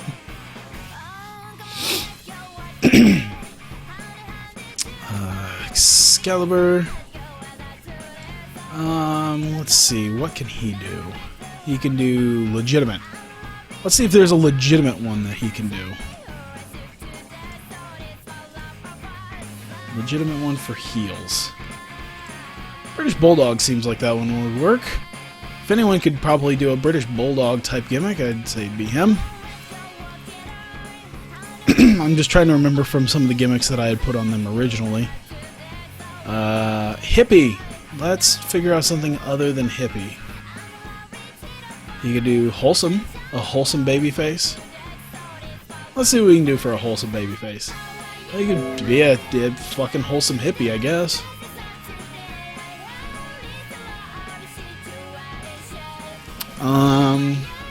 Drop Dead Gorgeous. All-American. It's quite funny. An American hero. Armed Forces. Oh my god. Beach Big Boob says biker, blue chipper, Canadian hero. Censor. Why would that be even remotely a babyface? Comic book hero. That'd be kind of interesting. A comic book hero deal. Huh. Do they just have I'm sure they just have a hippie one. Happy-go-lucky. He could be the happy-go-lucky guy. That could, instead of hippie, instead of like a wholesome hippie thing, he can just be happy-go-lucky. Any inspirational leader. Oh no, he can't do that. Let's have him be happy-go-lucky. It's not too gimmicky. There we go. Mark Sherman from Babyface. Degenerate. Obnoxious. Fan favorite. Arrogant heel should work. Guido as a face will not work. I've learned my lesson when it comes to fucking Enzo. Brute. Oh boy. So there should be something for him here. Berserker. Should work as a face gimmick. Let's see. Celtic Warrior.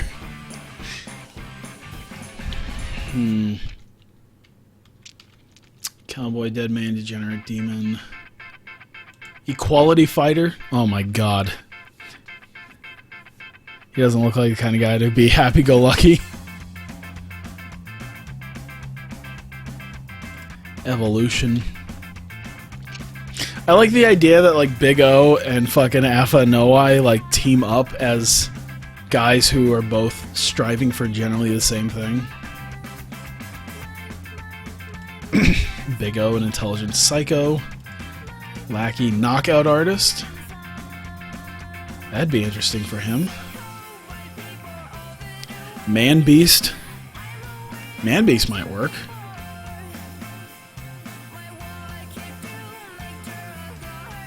Man Beast, I think, would be good. Technically, that'd probably work better with AFA, but oh well. Yuma is a fan favorite face. Let me see, what can he do? Cool, cocky, comedy, wholesome.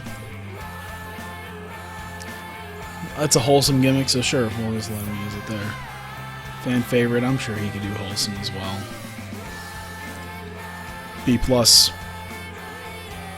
Yeah, he'll keep that. Alright. So, we got our main event. The Magnum Pro Heavyweight title.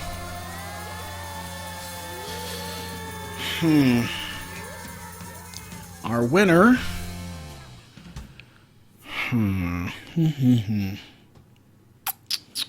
So we got what? 3 faces and a heel sitting in there?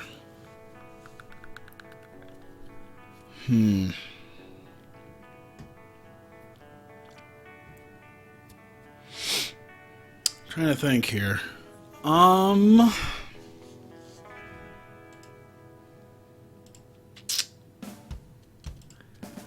I'd say the winner should be Marty Scurll. I think a heel champion to start off and a good storyline of a face chasing after him. Especially when you got somebody like Afa Anoa'i Jr. who's looking for equality. He's a freedom fighter. And I think we can bring someone with Marty Scurll. Perhaps Carino and Cody Hall. That might be interesting. We're going to keep Anoa'i strong. We're going to keep Sabre Jr. strong. We're going to keep Juice Robinson strong. Open match. Slow build. It'll be...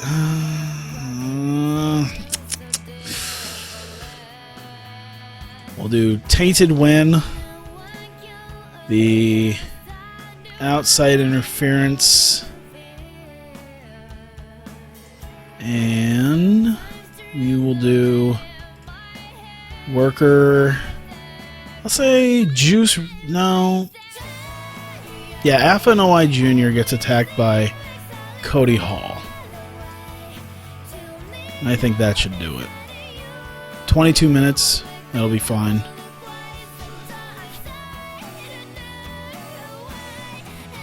Alright. So we got our main event booked. Alright, our first match start off hot. So I'm thinking... we need two decently light guys to maybe go around and do something cool. We got a lot of guys who could potentially do that here. So I'm trying to look and see. We got Pete Dunne is a cruiserweight. Yuma's a cruiserweight. Let's do that. Let's do... where do they rank in the analysis here?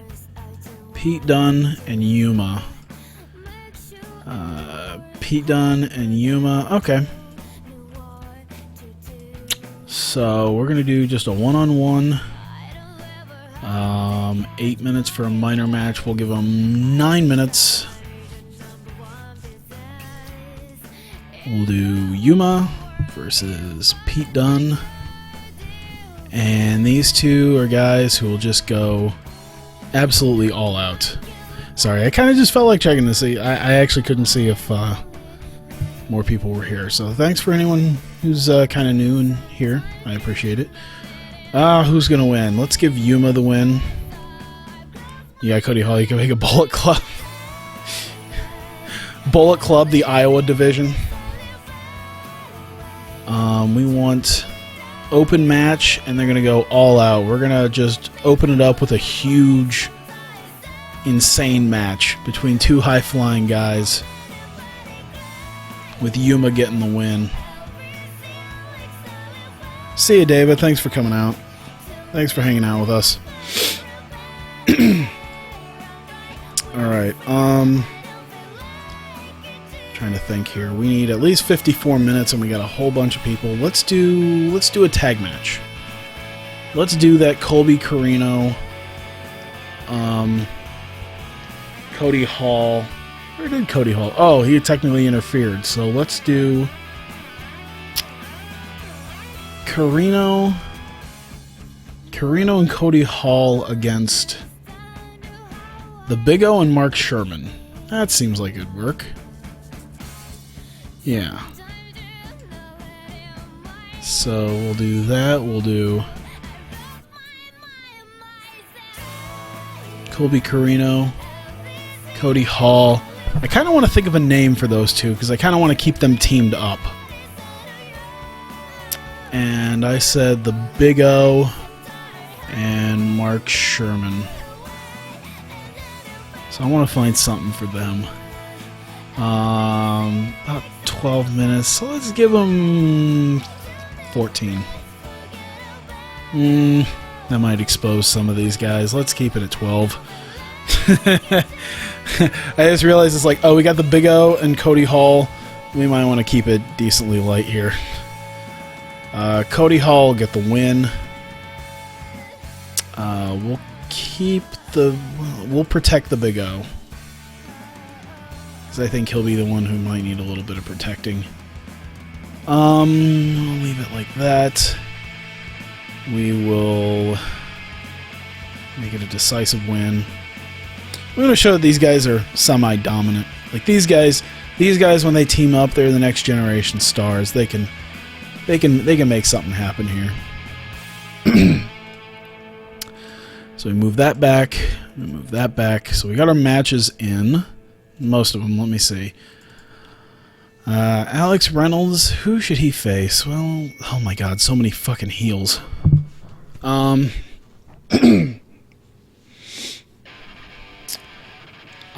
say...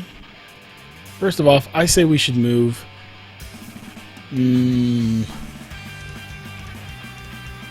Let's see. Potentially... I say we potentially move... Let's check Reynolds and Joel Redman as guys to turn, potentially.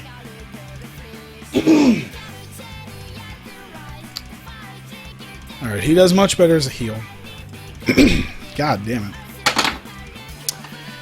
He does better as a heel. Who the fuck else? I know Conley does better as a heel. Fuck else. Shane Hollister, I think, makes a better heel. He might be a face. I might move him to face. I know Amasis is going to be a better face. Oh, it doesn't matter either way. Hang on.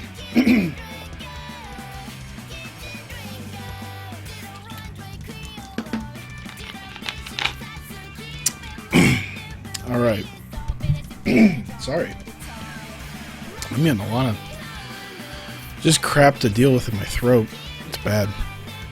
Shane Hollister might be the guy that I turn. Let's have him debut as face.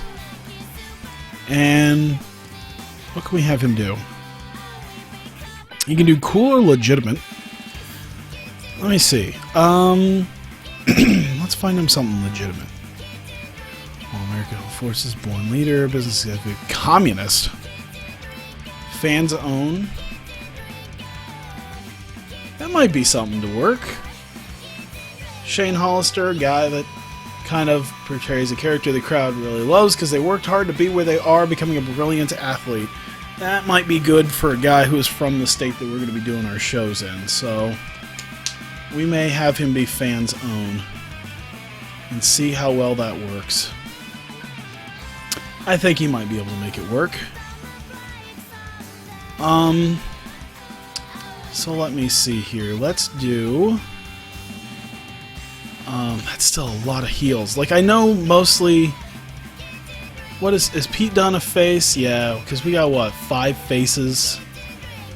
Kind of all right there. Let me move the Yuma Pete Dunne thing into Yuma versus... Let's see. Alex Reynolds. Let's have Yuma versus Alex Reynolds.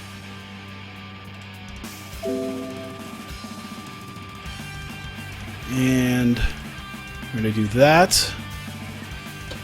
We're going to do Yuma with the win. Alex Reynolds kept strong. Probably doesn't even mean too much. Open match. Have them both go all out. And we'll have it a flash pinfall victory. Like, holy shit, Yuma fucking did it. How the hell? There we go. Alright, let's change that. Yuma versus Alex Reynolds. And now we got another face that we can use. And now it feels a bit more even. 3 faces, 3 heels. We can use that. Let's see. Matt Cage will face... Let's do Shane Hollister. I think those two could probably mesh decently well. So... Matt Cage... He's a lightweight, regular wrestler. Shane Hollister is a lightweight, regular... Oh yeah, they'll mesh perfectly fine. We'll give them 14 minutes. 12 minutes for a medium match. We'll give them 12, because I think I'm going to try to put in some actual talk time for people. Let's do Shane Hollister. Should be fine with an open match already, so we'll do that. We'll make it a decisive win. And you know what? Let's see if these guys can go all out for 12 minutes. I don't know how good they are at that, but we'll figure it out. 12 minutes is a little long for me to be doing that, but we'll see. So move that back right there. We'll just leave it like that. We have to book at least 26 more minutes. So, should I do another tag match? Let's see, Amasis and Pete Dunne versus Caleb Conley and Joe. Actually, let's do...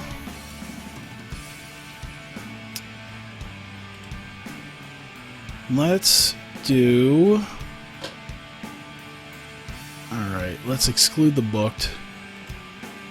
So, regular wrestler, cruiserweight, technician, regular wrestler, entertainer.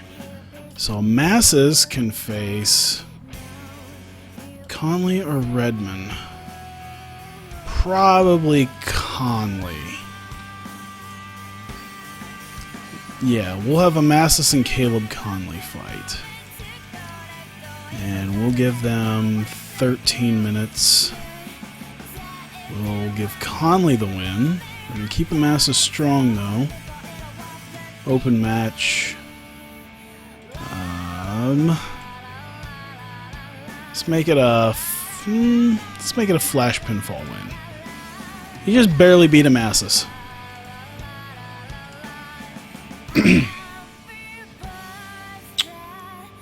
So, let me see here. We'll put that there, and then the final match is Joel Redman versus Pete Dunne. Alright.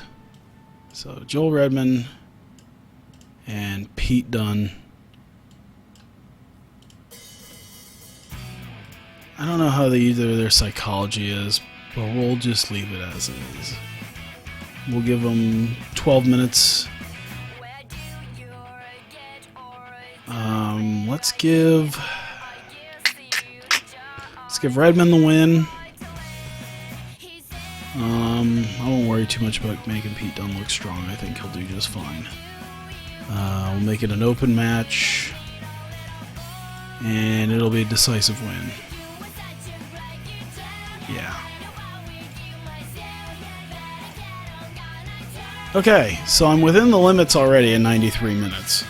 But I'm going to add in some interview segments just to kind of help them along with that. So, let's say... Who should... I'm trying to think. Should I have Brian Clark come in and introduce the whole thing? Probably can't do it all that well. It'd be kind of funny, though. It'd be interesting. Let's have...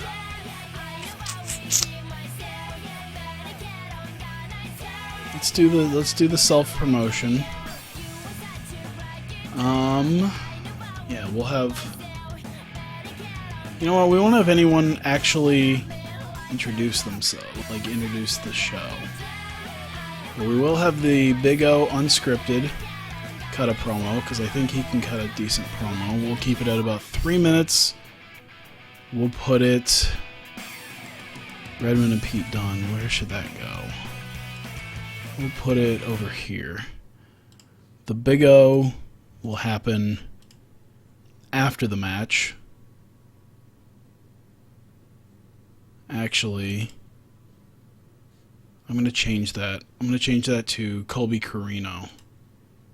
Doing kind of a self-congratulating deal there. Hang on one second. Just trying to find something to kind of put on in the background here. Let me turn that down just a touch.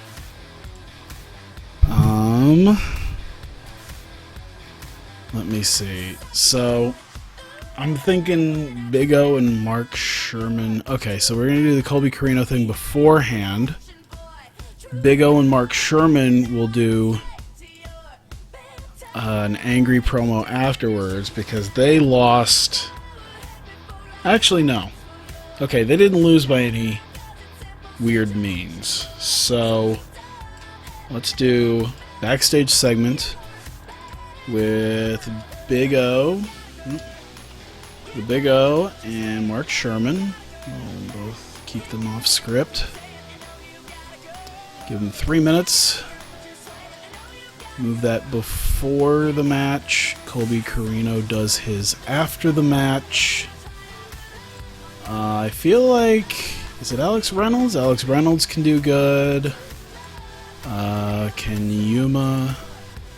Yuma's average. So we'll have Alex Reynolds cut himself a promo before the match. Just a self thing there. Rated on entertainment. Let me see here. We'll be backstage segment. How about that? How about an open challenge? It would be Alex Reynolds claiming no one can beat him. That's when Yuma comes in. They have their match, and then Yuma beats him.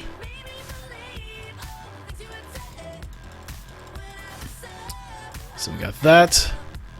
Redmond and Pete Dunne. I don't think Redmond can talk.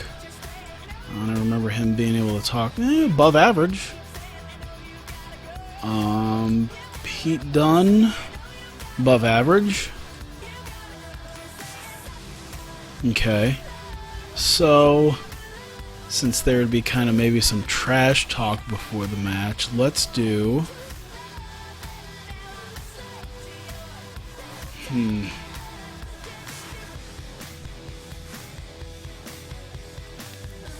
trying to see here. What could I do?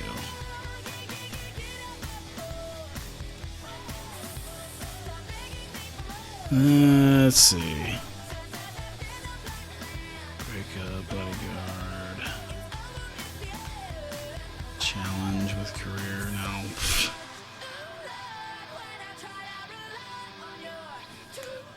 Hype, self-promotion. Just two guys arguing with each other. How about that? About Joel Redmond and Pete Dunne. Those are the two guys, right? Okay. Joel Redmond and Pete Dunne.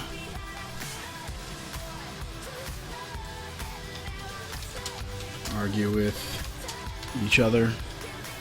Which leads to a match, of course. Very simplistic. Doesn't need to be anything too big right now.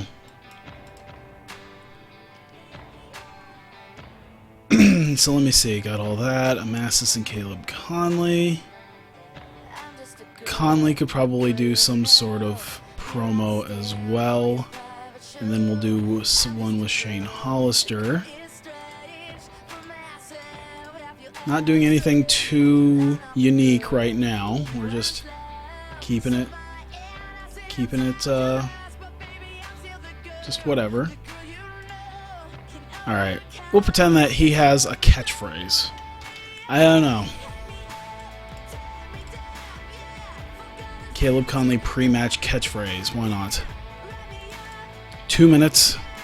I think Caleb Conley's a really good mic worker. If I remember right, he's strong. We might be able to use that more. I don't know what fucking Caleb Conley's what it would be. He's called the Midnight Sun. I don't know, he probably works more in I won't even try to come up with one for him.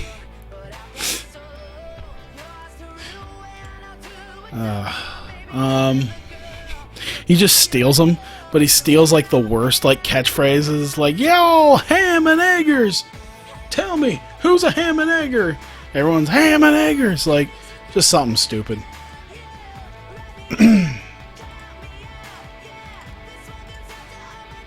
And then he does Just, post-match celebration. They go way overboard. Why not? Caleb Conley goes way overboard in his win. We'll give him 2 minutes on that. In his win against Amasis, which I believe was by roll-up, so makes it even funnier. Let's see, we want to do a Shane Hollister bit. We want to do just a quick promo with Shane Hollister. He's kind of the... yeah, he's kind of the backstage guy there. So... and he's the fans' own guy, so he deserves about 4 minutes for that. So we'll give him that. Doesn't Hollister win that? I think I got Hollister winning his match. Yeah.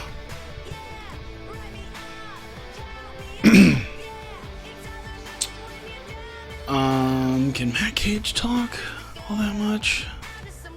He's average. We might give him something. We'll give Matt Cage a quick minute.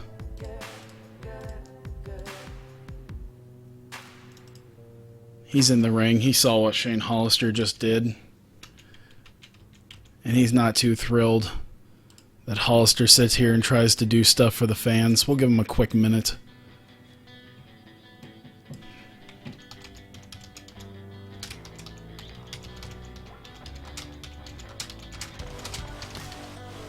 There we go. He loathed Hollister's love of the fans. Does not mean... oh, it's 2 minutes. Alright, 2 minutes. Then Hollister wins. Oh boy, who can talk out of these guys? Afa? Not really. I bet you Marty could. Marty's good. I don't assume Zack Sabre Jr. is going to be able to talk. No.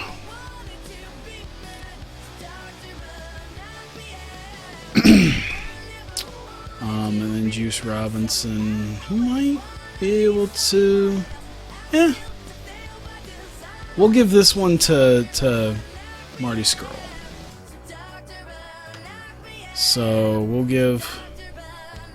hang on 1 second. I'm looking at something real quick. I'm sorry.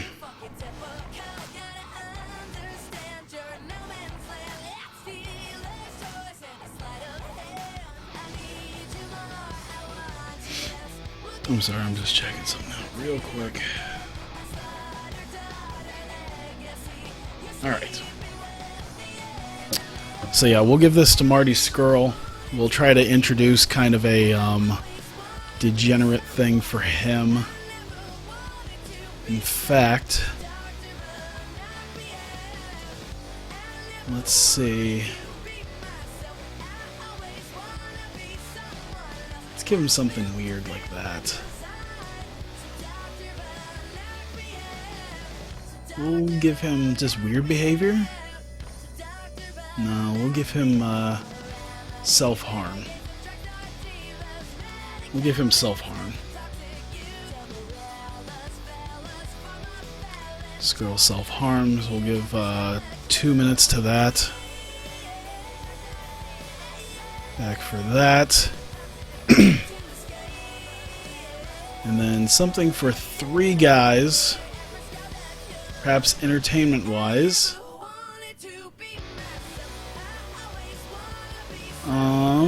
Let's see here. How should I... Formation of one alliance, 1+ tag. How about that? Marty Scurll has aligned himself with Colby Carino and Cody Hall. No scripts here, boys. And that will end the show right there at 124 minutes. Just a few minutes over what I have. Normally, I have up to 150 minutes, so I'd say that works pretty well. It's a lot of A lot of angles, but I think I still kept within the thing. So, let me see here. I kind of want to calculate that real quick. Let's see.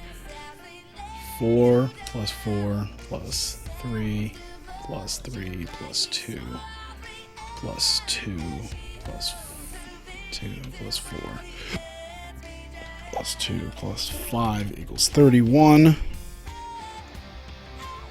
31 into 124 is 0.25, so 75% angles. That is perfectly fine.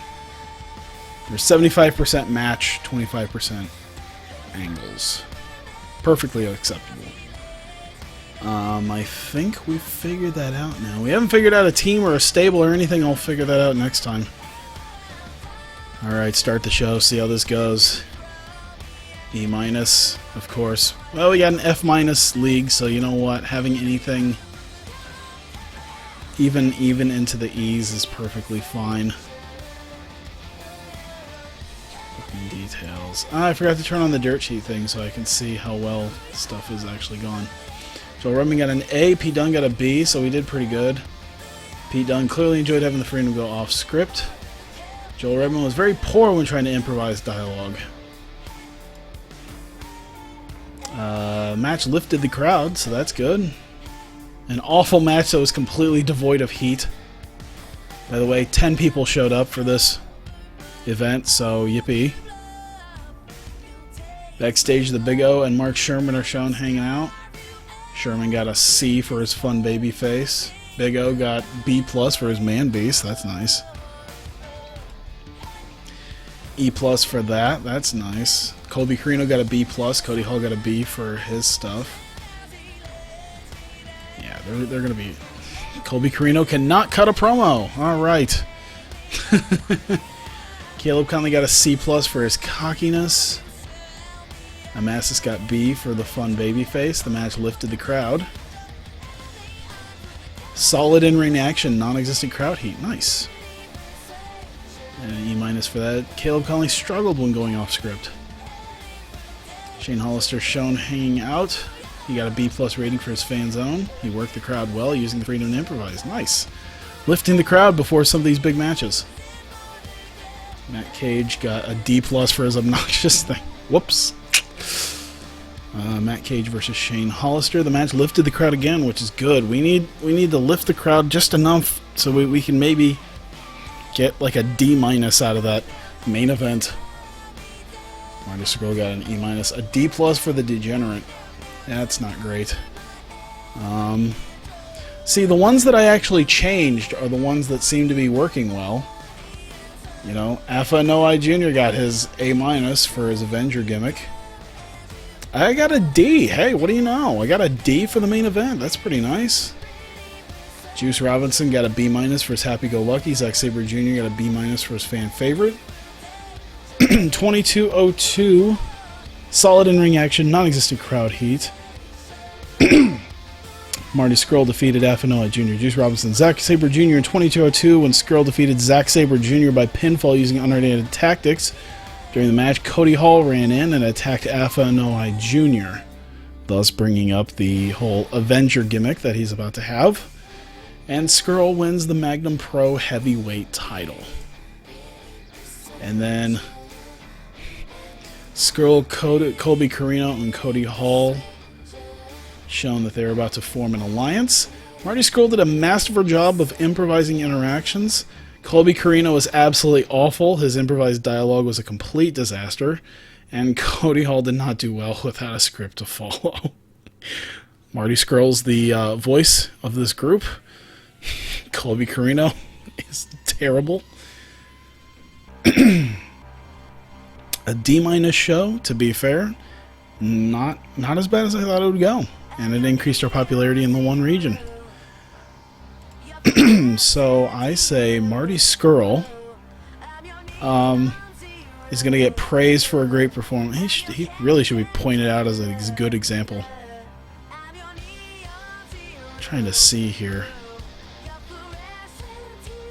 Yeah, you're going to be praised for a great performance. No, we're going to be pointed out as a good example. You did great. Alpha Noai Jr. will be complimented on a good performance.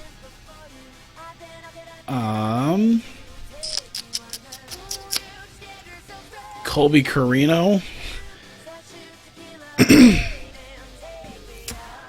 They're going to be given some encouragement. We'll go ahead and see what happened. Marty Scurll seems pleased. FNOI seems pleased. Colby Carino seems pleased. Hey, buddy, you went out there and did what you could, but boy, howdy. It would have been better to have Roman Reigns come in and try to say something. I don't know. Oh, okay. Time to heal Zack Sabre Jr.'s feeling the grueling recent schedule. Alright. Well, that's alright. Negative 7,000. Oh, well, you know what? The turn of the month is coming around here. Finance-wise, I forgot I need to change this. I like to do the internet as opposed to DVD home video. Money is probably a big thing I should worry about, but right now I'm going to worry more about trying to gain some popularity. Because I managed to hit $7,200 in the show cost for the month, and I'm estimating $8,600 in sponsorship. So you know what? I'll take the internet popularity thing. So I'll be gaining some popularity out of this. Infamous 2, I'll figure out here at the next month. Let me try to book that real quick. When can I book it? Friday, week 3. Hey, look at that. No one is working there, so we'll just keep that the way it is right now. Infamous 2. Happen in 27 days. Let's get through the end of the month and see what I can get for as far as money is concerned. Perhaps I will look into a couple of women to use. Alright. Oh boy, new champion in NXT. Oh boy. Baron Corbin won the NXT title. Oh, buddy.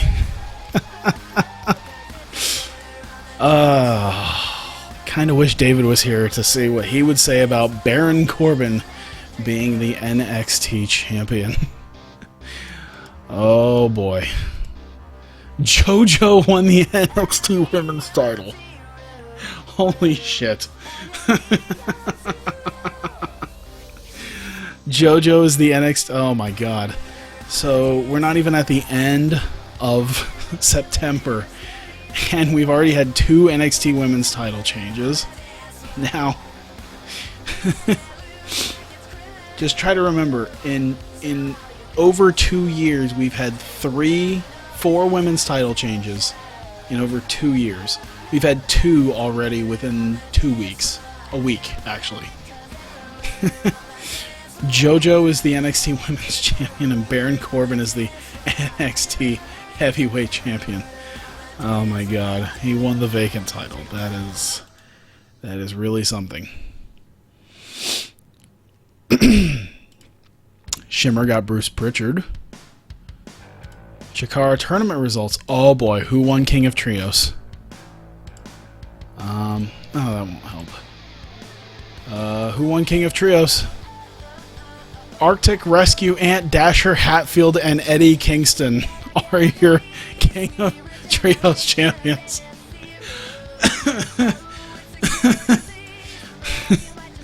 The King of Trios champions, as I say it again, are Arctic Rescue, Ant, Dasher, Hatfield, and Eddie Kingston.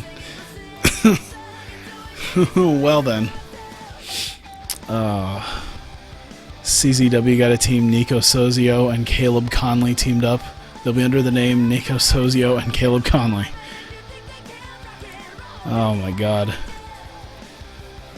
Let's see, is there anything else? Interview with Evie. She threw up an interesting tidbit. She likes working opening matches. She's good at getting the crowd at the right level very quickly.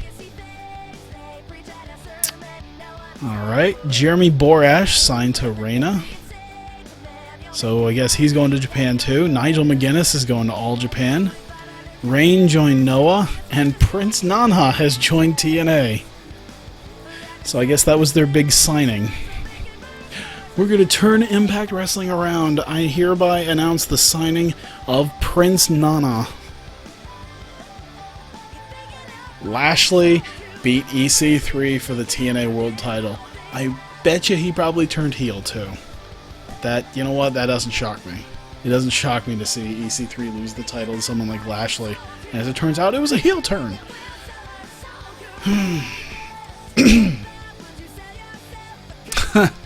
So, Cyber Kong and Doi won the Dragon Gate Summer Adventure Tag League tournament. So, there you go. That sounds interesting, to say the very least. I was gonna say, oh, Doi's won it with... Okay, he's won it a couple times already before. But yeah, Cyber Kong and Doi. And Naruki Doi. There you go.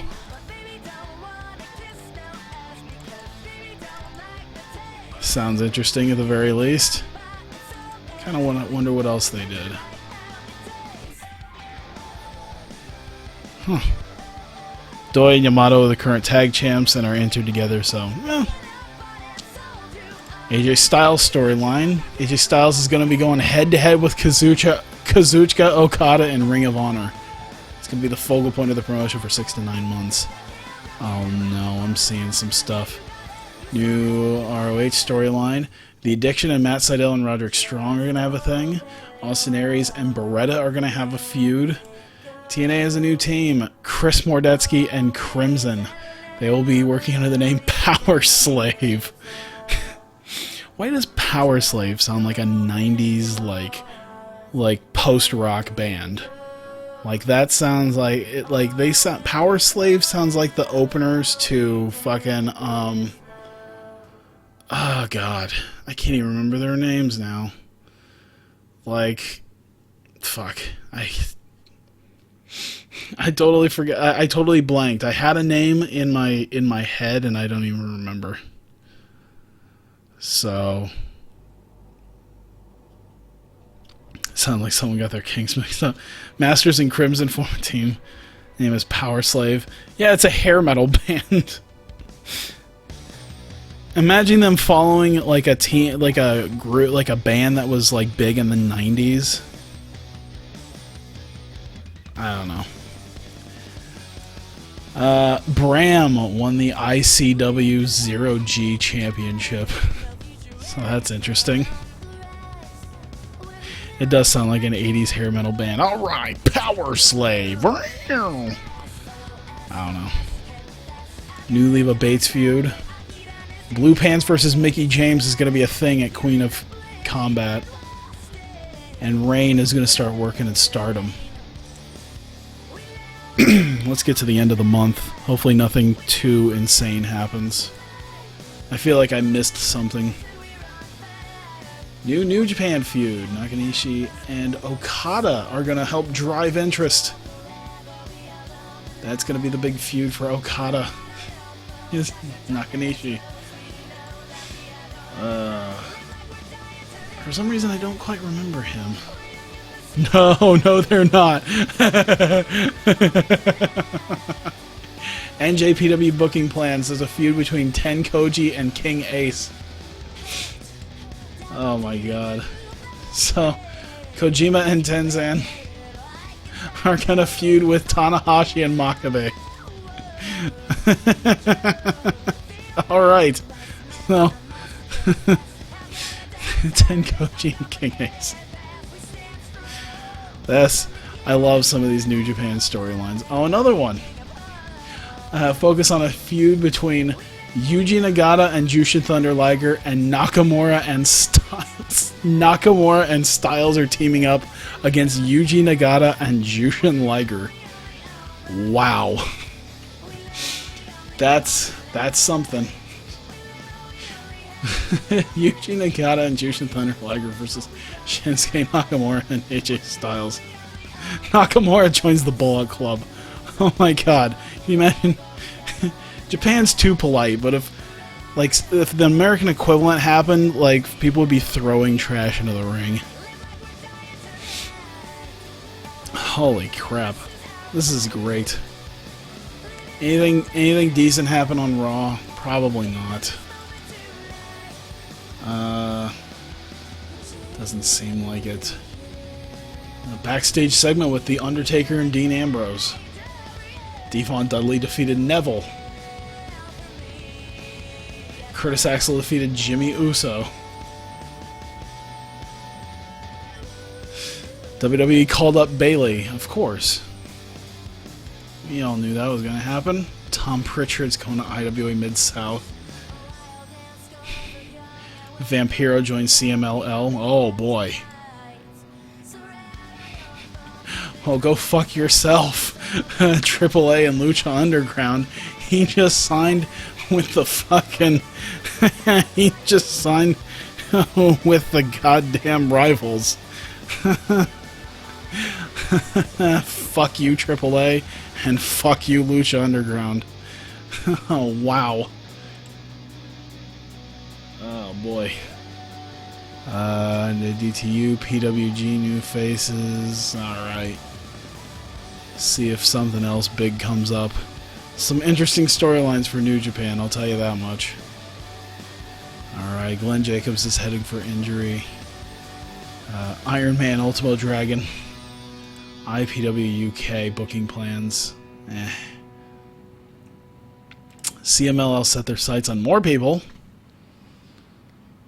The Wee Man? Who the fuck is that? Scottish stand-up comedian known by a stage name, The Wee Man. CMLL have signed Layla L. We're gonna get ourselves a new manager, and her name is Layla L. Yo, not enough for me. Oh, son of a bitch! And there's a higher power. Chris Sabin won another championship. New CMLL storyline. New CMLL storyline. Impact Wrestling. Probably nothing happened. Ethan Page, Lucha Underground, NXT. I'm sure something would happen if there was a title change here. So I'm going to go on the assumption that Murphy and Rhino defeated Baron Corbin and Jushin Liger. It's a thing that happened. Kana went to a time limit draw with Dasha Carrette. Who the fuck's Dasha Carrette?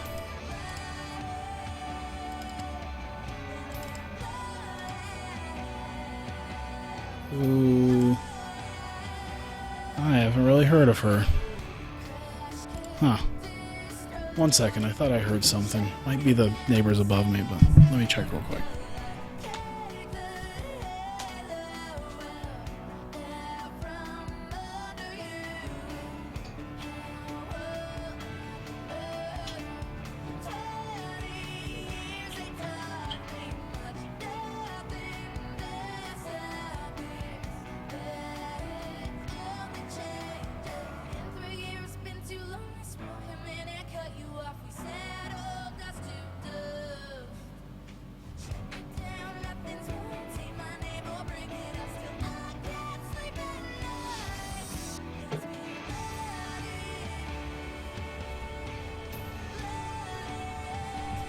Sorry about that.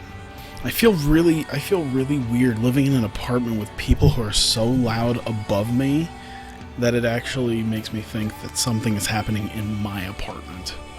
Like something's happening out in the front room, but as it turns out, the people above me are just so fucking loud. They must be pushing Murphy hard. He beat the champion and Liger. Oh, man. Wait, what? Mil Muertes defeated Melina, Prince Puma, and the Big Reich to retain the Lucha Underground Championship. Wait, Melina? Has she been there and I just didn't know? Or did that happen in game? Or is some... Has she been working in Lucha Underground and I didn't know? Or is this just in-game? I guess I haven't been paying... Basically what I want to know is, have I not been paying enough attention to Lucha Underground to know that fucking Melina showed up? Or is this just some weird thing that happened? Not to mention, I think it's funny to have Melina and fucking Big Reich in the same match.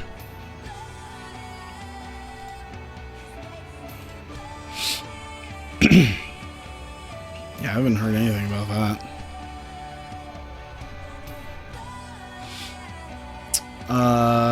Diana Ladies Night. World Women's Wrestling Diana. 71 fans. Alright. Layla getting that fucking money. K-Dojo at least got 482. So she'll become an underground success in Japan. Uh-oh. The politics of Bubba Ray Dudley. He's wheeling and dealing his way around WWE, forming political alliances in hopes will work to his advantage. As usual, the rest of the locker room is far from happy from it with his tactics.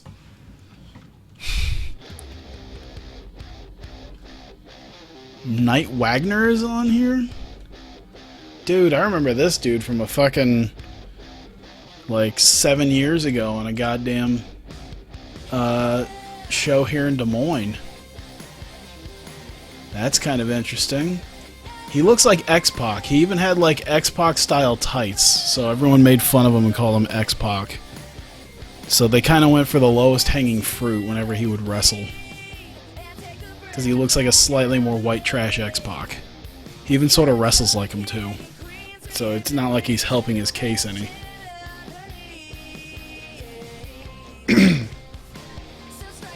Alright, we're almost to the end. Ring of Honor. Not much of anything there. Call up for Drake Wirtz.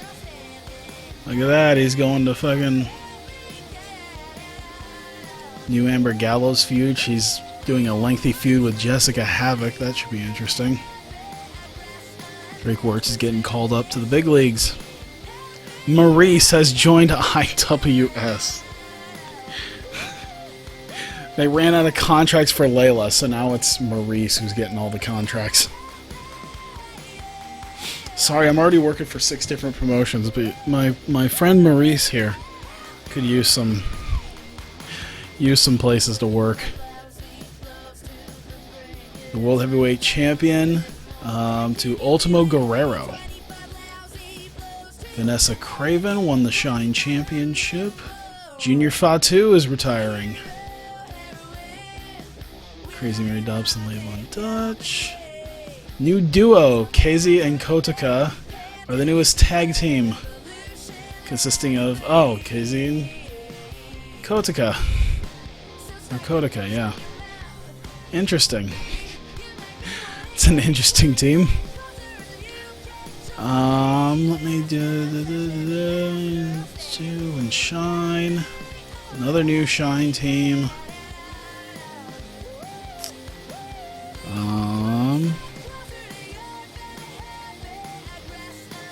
Link Vavasur to Chikara. I thought he was already in Chikara. I saw that. It's like, wait, isn't he already in Chikara? And now he's in Wrestling One More Day. See if there's anything happen on the NXT show, anything noteworthy. It doesn't look like it. Baron Corbin beat Rhino to retain the titles. Enzo and Ty Dillinger teamed up. Bunch of crap happened. TNA booking plans. They've hinted that Bobby Roode and Jeff Jarrett will be the focal point of the company's next big storyline. Being to begin a rivalry with... Oh, okay, they're teaming up Bobby Roode and Jeff Jarrett. Okay, so he's turning on TNA from day one, which, honestly, I could see happening in real life, being like, who's gonna join? Oh my god, Bobby Roode! He's been here since day one, and he turned on TNA to join Global Force Wrestling, and it's Lashley and Kurt Angle. I think we can all know how that's gonna figure out. Doug Williams. Cool. Now let's see how much money I get. Of course. Yeah. Roode and Jarrett versus Lashley and Angle. My god. That's just a ruse to get... Oh, boy. Okay, yeah, we need to see what happened at Night of Champions. We need to see if anything happened here. I think we're going to have a lot of fun seeing how this game booked Night of Champions. But first, let me see. Let's see. Nothing. Allison Danger joined ROH. The Cash Crash. DTU got Karen Jarrett. Night of Champions. Oh boy. Jarrett gonna turn on Rude. Jarrett. No, it's all a long storyline to just get Jeff Jarrett the fucking TNA World Title again. Like, fuck you. He smashed him with a guitar. I can't believe it.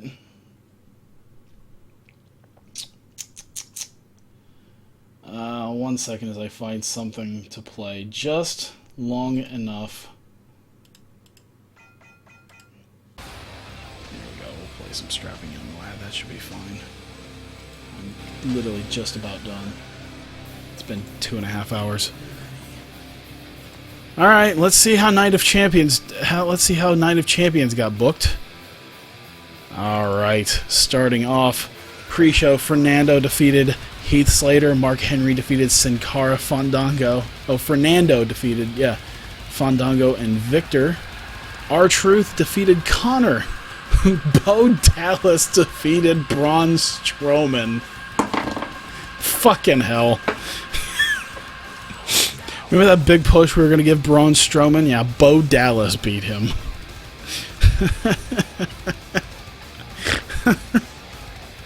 Oh my god. I love the idea that Braun Strowman's going to get 3 weeks of push and then Bo Dallas beats him. Adam Rose defeated Jack Swagger. Backstage segment with Mr. McMahon and Triple H. Bayley defeated Cameron. Confrontation involving Randy Orton and Kevin Owens. You know what? That'd be kind of a good feud. I'd say that'd be a decent feud. Ryback defeated Curtis Axel to retain the Intercontinental title. Why isn't that happening in real life? I think bringing back Curtis Axel is like a serious wrestler. If you build him up for a couple months, I bet you could probably like legit have a Ryback Curtis Axel feud and have it mean something. Now that I see that, an Orton Owens feud would be pretty cool. And fucking yeah. Like Ryback and Curtis Axel fighting for the Intercontinental title. Nikki Bella defeated Paige to retain the Divas title. Titus O'Neil defeated Kalisto. There was a brawl involving Brock Lesnar and The Undertaker. Jesus Christ. The New Day, Big E and Kofi defeated the Dudley Boys to retain the World Tag Team titles. Oh, look at that. Something. We've had a couple of things now that might actually have... imitate real life. Brawl involving The Rock and Bray Wyatt. Oh my god. That'd be amazing. The Rock and Bray Wyatt. Like, I'm imagining The Rock coming out doing his thing and then fucking Bray Wyatt just coming out of nowhere to Sister Abigail The Rock. Oh my god. The Rock and Bray Wyatt. Sheamus defeated John Cena. Not really gonna happen, but hey, he's the Money in the Bank guy. Seth Rollins defeated Roman Reigns to retain the WWE World Heavyweight title. Well, I guess they didn't figure staying into their plans in this version. So, Seth Rollins and Roman Reigns. Which, by the way, kind of funny. Dean Ambrose turned heel.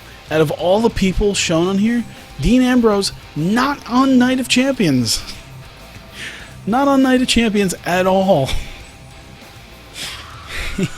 He did not show up anywhere. That's kind of sad. Roman Reigns went on to lose the World Heavyweight title. I like to think that Ambrose cost Reigns the title. I'd like to think that he was still somewhere around there. I don't know. The Rock and Bray Wyatt. That would actually be pretty sweet. Alright. Quick look at the money. I have $336 to my name. I made $100 on ticket sales. Miscellaneous stuff. I wonder what the miscellaneous stuff was. I made $580 on merchandise. Not bad, actually. That was a lot better than the first run I had. Miscellaneous was $103. I only had $8,000 for sponsors. That was alright. My first run that I did was slightly lesser people. It was about the same exact people. with roughly the same outcome. Except I had CJP win my title instead. This time I'm trying to do something with Marty Scurll, because he seems to be hitting that out of the park right now. We had 16 people instead of 10, and I walked away with about $1,500. I think it was more sponsorship money than I was expecting, so...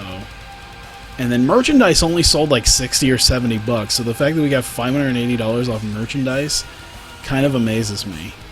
But yeah, in the dry run that I did for 1 month, I did a little bit worse than I planned on, which kind of sucks, but I'm feeling a little bit better, knowing that perhaps we'll do a little bit better with sponsors, maybe ticket sales.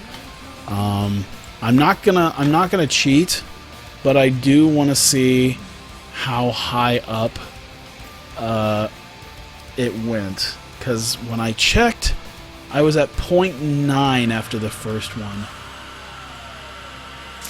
Here I'm a 0.9. Alright, so still a 0.9, so that's cool. I still went up about as much as I did during the first try here, so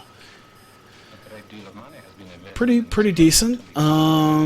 Check the size. It's not even anything I'm gonna have to worry about. Calendar, everything seems fine there.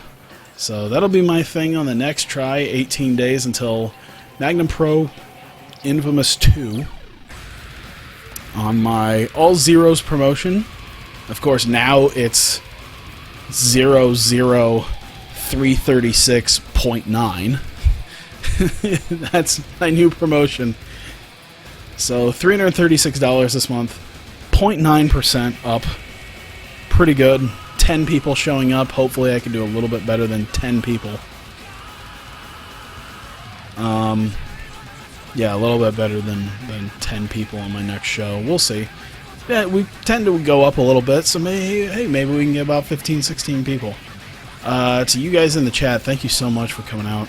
And I finally got around to actually making this work somehow. I don't even know how, but yeah, thanks guys, and I'm excited to keep doing this. So yeah, I'll get around to this soon enough again as well. So see you guys later.